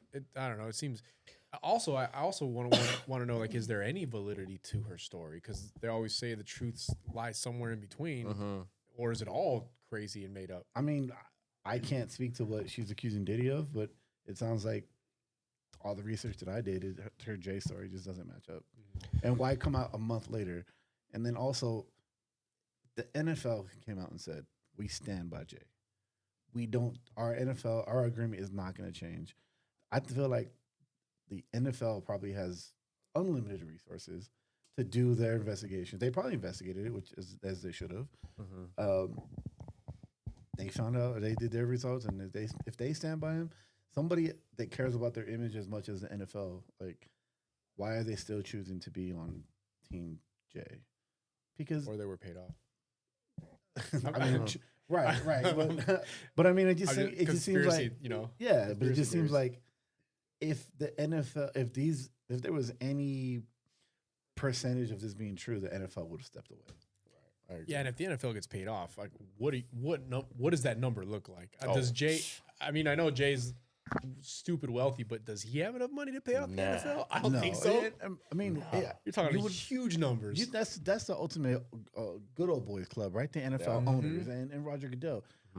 If you're thinking of it from a conspiracy point, why wouldn't they want to get rid of the rich black man? Right. You know what I mean? But for them to say, no, we still stand by you, that means there can't be a single cent, or there's no cent of wrong. Every NFL owner is a billionaire, I think. Exactly. Right? Yeah, for the most Something part. like that. Group. So does Jay even? Yeah, I don't know if he has the money to pay him off. You guys want to hear about some real scary, like, real rape things that happened? Hold on. There's someone's opinion that I want to know about the Jay-Z. There's an accusation about Jay-Z and Diddy and a teenager, 13-year-old teenager. Right. And we were speaking about just the statement. Right. The statement, you saying you felt like that was calculated. That was that the statement is something from, you can tell it was written by a lawyer. Because there's a point where it kind of gets aggressive. He says you're gonna find out, like how I'll handle this. Like, and that's an attorney want to be combative with another attorney. That's not like your publicist wouldn't say those things. This is on your. Put that out. This is on. 50? Yeah, it says I don't know what's going on, but are we still going to have the Super Bowl? I'm just asking for a friend. Yeah, I'm asking for you know, I'm just trying to figure out if we're still doing everything the way. Because look, they will fall back, but the NFL, they won't necessarily be associated to that. Right. Why do you not insert yourself, but you're on top of every topic, right? Yeah. I'm just watching. I'm participating. I'm being part of the culture. I'm just telling you my opinion. Right. Look, because you're part of the culture. Like I can't say anything now. I'm out of it. I'm like I'm going to Dre's studio and just sit with Dre a little. Right. And then maybe I stay out of trouble. Nah. And on the Schultz Flagrant podcast, that Schultz 50 Cent. Amazing. 50 is so funny. Dude, I had to kind of see what his thoughts were on the Jay-Z. He does not hold back. To go back to it, I genuinely think that it's going to come out that they're moving to drop the case, to drop all charges against Jay-Z. The fact that they have proof he was not even in the vicinity. No, there's that's the who was not in the vicinity was Good Charlotte. Benji. Yeah, No, Benji I thought there from was Good more Charlotte. that came out showing Jay-Z at the time that she's alleging the rape happened, not even there on property at like an award show somewhere. Well, it was where she's alleged it happened was a VMA after party. So there was pictures of Jay at the VMAs, but there's no pictures of like obviously there's no after cameras at wherever this party was. I'm assuming it was a Diddy party, but yeah, Jay didn't do that shit though, man. This is where things kind of get questionable. You're Jay-Z. You're a famous rapper. You can have any woman in the world. Why would you want a 13-year-old? This doesn't make sense. So she was 18 allegedly when Beyonce was 18 when she met Jay-Z allegedly, and then they got married and that was when Jay was 30. So he's 12 years older than her, and mind you, when Beyonce got famous, she was a teenager and an underage teenager, and Jay-Z saw her and was like, I'm going to marry her. So that means he raped a 13-year-old girl? No, not at all. But he was looking it up. I think, well, yeah. And I was looking it up because I remember hearing the reason why people were able to fathom that he can do that is because they thought it was a little odd for him at his age to be dating. So I'm seeing conflicting things about how old, but like, I think it's on record that Beyonce was younger when they met. So this one says 16 years old. 16. I don't know if they were dating, just meeting, yada, yada, yada. Well, he met her, but I don't think they started dating right when they met. I mean, they were in the same industry, so they probably met ahead of time. Sure. I guess. When did they get married? I don't know. Like, how old was she? I mean, I can't look that up. And then I saw the R. Kelly point of view, or not the point of view, but the R. Kelly thing too, where you can see why you would compare it because Jay-Z did an album or did songs and tours with R. Kelly. But I mean, if you're going to say that, then there's You can hundreds just of people look up that Beyonce and go to her wiki page and it'll show you everything. That's true. I'm already halfway.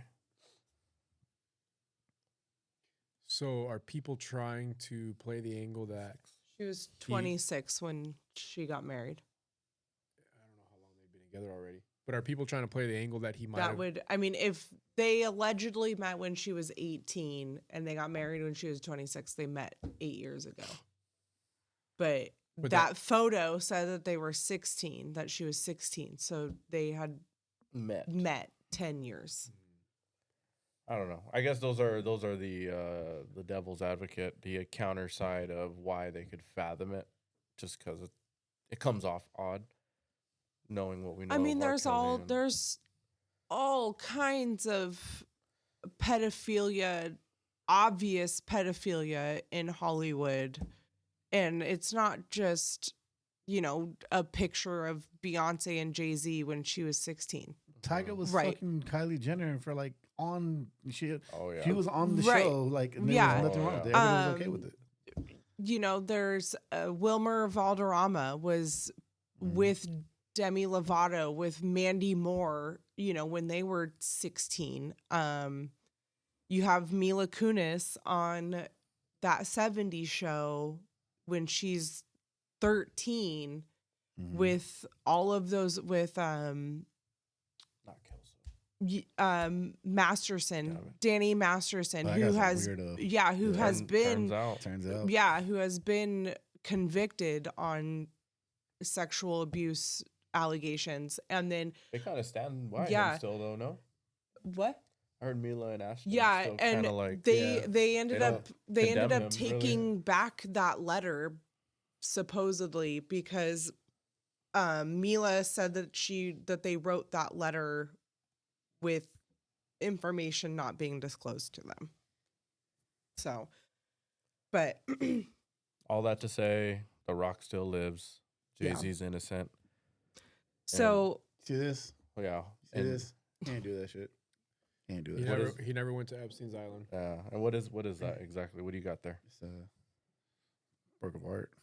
Work of art. It is. That thing is pretty. Little dusty. It's one of the best things I ever did. What is it? People just don't know what it is. It's a Rockefeller candle. Okay. You can't buy it anymore. It's not sold online anymore. Will it ever be? Probably not. Probably not. But we got other good shit. Got some shit on the way. Yeah.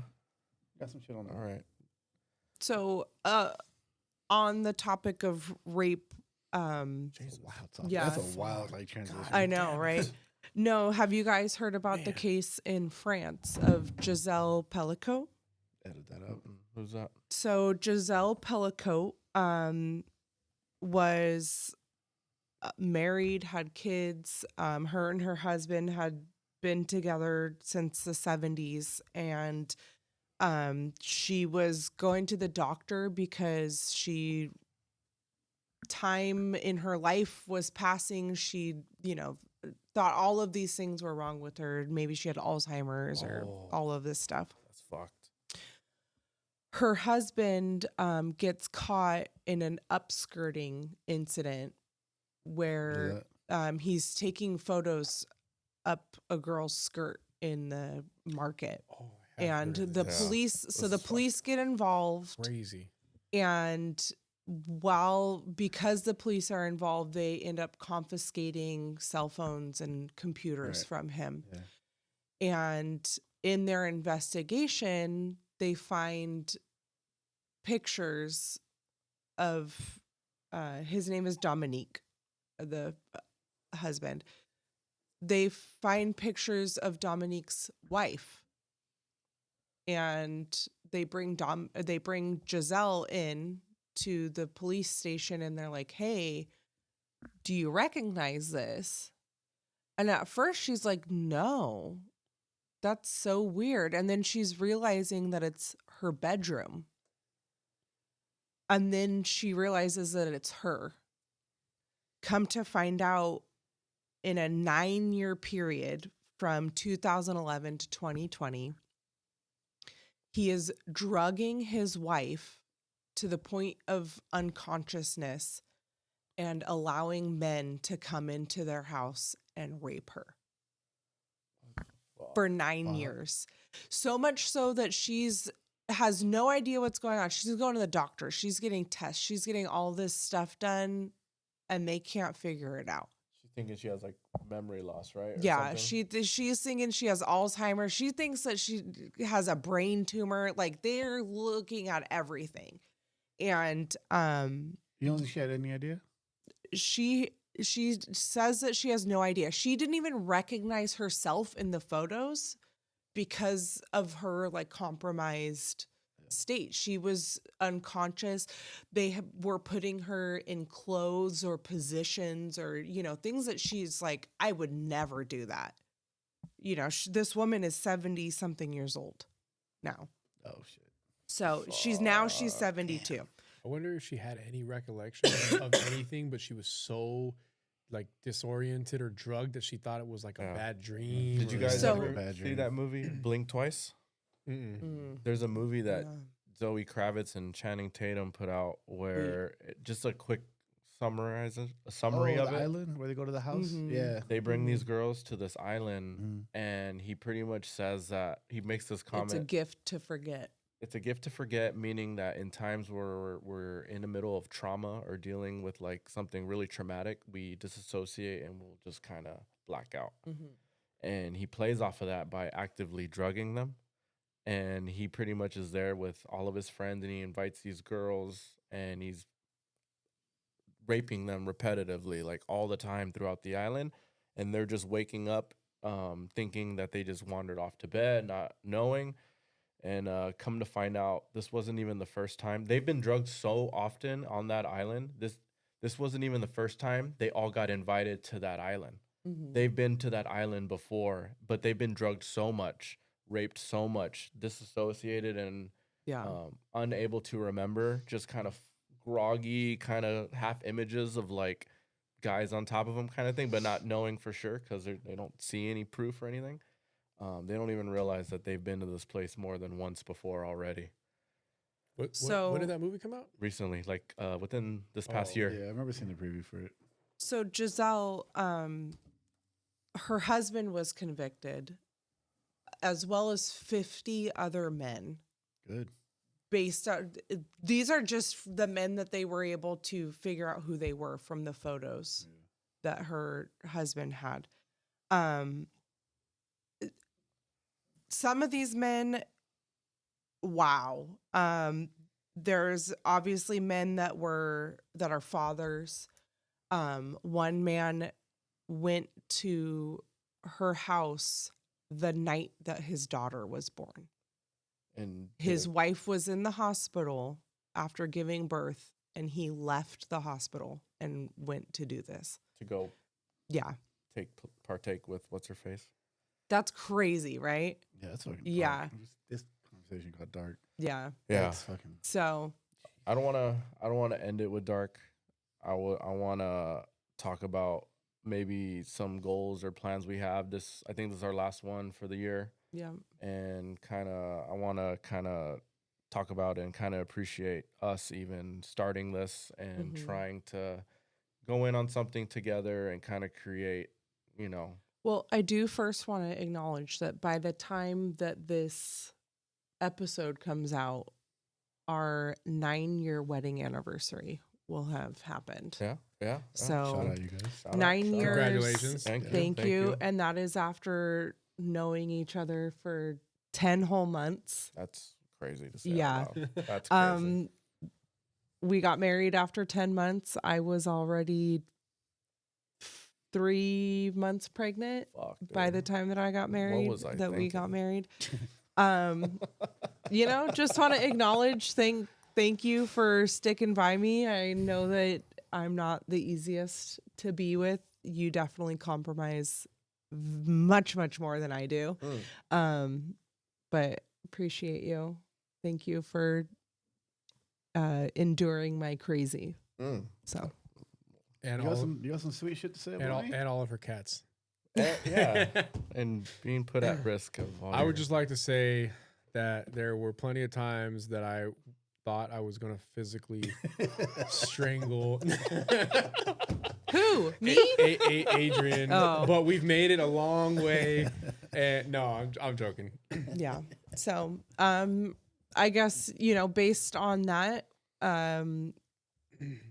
9 years married, but we're coming up on 10 years together. And so for me, I think 2025 is just going to be really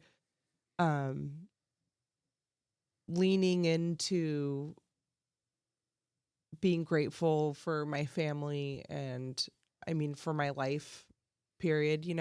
This year I had a very real cancer scare, and as easily and quickly as it was taken care of, kind of feel like a bit of an imposter on saying that I'm a cancer survivor, but definitely put it into perspective on how easily everything can change. So definitely going to be much more grateful this year. Well said. Yeah. Well, I'll go next, and thank you, as well. I can't say that I'm probably the easiest to be with. I have my moments for sure, but I guess kind of being, at the end of the day, my right hand, my best friend. Yeah. And proving that there are people out there that are at the end of the day that will be loyal and stay by your side and help build a family and grow. And for the future, I want to double down on doing stuff like this with you guys, and even build on trying to get better every show, looking for other ways to kind of grow this thing and hopefully live off this thing together. I'm gonna put 110% into trying to do that for all of us, and I hope that 2025 is our year to fucking see, one step closer to that cul-de-sac for us one day. And I really hope this is a vehicle for us to achieve. We're going to have a cul-de-sac for us and all the homies, but we're still going to rent Knollwood. And I just hope this is our year to help get closer for all of us to whatever dream that is, to, kind of have that freedom. Personal autonomy. Right. Yeah. So I'm going to continue foot on the gas and keep trying to do that for all of us, So I can't wait. I can't wait. It'd be pretty crazy if we flash forward 2 or 3 years and listen to this podcast and we looked at us at this table, and we might be in a position where we have that cul-de-sac that we always talked about. Right. I mean, just because financial freedom, we're in our infancy now. Views are low, but that don't mean that we don't have so much room to grow. Mm-hmm. So I think as long as everyone has that, never take, an L, or, every opportunity, whether it's 1 view a video, 10 views, 600, whatever it is, we never settle, and we continue to try to push to be the best that we know that we can be, Right. The only L's we take are lessons. I like that. That's a bar. You should have saved that for the end. But I guess I'll kick it to one of you guys if you guys want to. Go ahead, P. Year 2024 wrapped. 2024 wrapped. 2024 was a lot for me. I think mentally, it was the hardest year. Probably the hardest. 2023 was pretty rough too. I don't know. This year was a lot, but I surprised myself. This year, I was able to get a lot of shit done given my circumstances. Started off the year where I am now compared to a year ago is just completely different. Resilience. Yeah. But I don't want to get deep into the past because I don't want to be vulnerable in public yet. But to the future, I think that going forward next year, I have a couple things. We're gonna revamp this candle thing. This candle. We have an event coming up in January with a couple of other local vendors, just the homies, and Start small. This is pretty dope. It smells really good too. I make quality shit, Lindsay. So, are you gonna hold off before telling people where they would be able to inquire about? Yeah, because I'm still trying to figure out some back end stuff. Sure. Okay.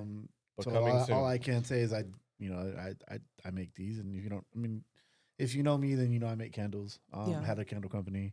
I'm trying to figure out some stuff on the back end right now. What we're gonna do in the future, but I am going to start again in January. And then for the pod, I'm hoping that I can take my little success that I've had in the candle company, that I've had success in meeting a lot of interesting people and a lot of people that have platforms, that I can take that and take the pod with me and introduce the pod to them and then help build the pod in that way. Like, I think that I can benefit. The pod can benefit from that through the relationships that I have. I can introduce the pod and just get different eyes on it.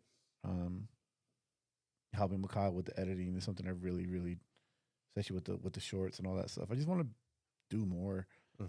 There's definitely more things that I can do. I think that our core friend group, I think there's a lot of people that have a similar friend group like ours, and I think we are very relatable. And I think that's going to be like our selling point. Like, we cool. Yeah, like I don't think that there's I think that there's a lot of people that have their group of friends, right? Their group of friends from high school that they're still together. People that probably got married at a young age, or not at a young age, but people that got married early, quick, like you guys did. People like Sal, very successful, but are still dating in our late 30s. I don't want to say single father, because like we co-parent, but like co-parent, like all of our perspectives in one, there's somebody that could relate to all of us. Yeah. Right? And I think once we figure out how to do that and talk about these random ass topics that we talk about, it's gonna hit. I think so too. Right. It's just figuring it out. We're finding ourselves for sure. Yeah. As the outsider, I guess, you know, you guys were friends long before I came into the picture. But, you know, you guys definitely have something different, something unique. Not a lot of people have friends that they've been friends with for a long time, but you guys have always been very inviting to me, at least. And I think that it is important for people to see that friendships can last a long time. And we're not funny. We just quote movies. Yeah, definitely. Nobody here is that good looking, you know? Not even with doctored photos. Right. Hey, at least we're not catfishing anybody. Yeah. So. I might hatfish, but I won't catfish. There you go. Yeah. Bar. Yeah. So, Sal, you got anything to say? I'll keep it short and sweet. I'm very proud of everybody at this table. I love you guys. One thing that really capped 2024 for me was that Big Bear trip because it put into perspective for me things that I want in my life and goals that I want to attain. And what I quickly realized is there is no shortcut to success. If you want really hard to obtain it, that's it. There's no fast pass or fast lane. Like there's no substitute for doing the work. Complacency, stagnation, a lack of effort, a lack of movement, those might as well be akin to death. Because if you are complacent, what are you doing? Yeah. Right. So for me, 2025, I have a lot of goals. But it's really going to be about doing the work. That's it. Fire. I believe that Warren Buffett says complacency is our.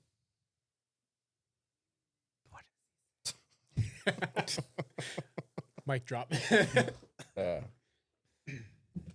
Complacency is our greatest enemy.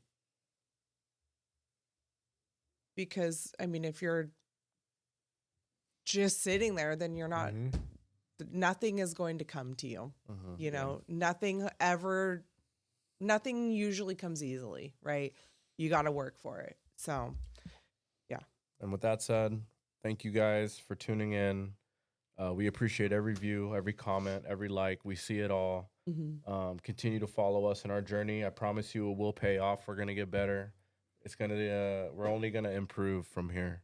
Yeah. So shout out to South Bay for making us. Shout out from the South Bay. South Bay would love. Local. Shout out to all the viewers. With an honorary mention to Lakeside. The early viewers. Yes. There's nothing better than being put on something early and watching it blow up and being like, I remember watching them when nobody, you know, really cared. So I think we all appreciate you guys and we all love you guys. Yeah. So thank you. Happy New Year. We'll see you guys in 25, bigger and better. Hallelujah. Jay-Z didn't do it. Jay-Z didn't do it. The Rock. The only L's we take are lessons. Bars.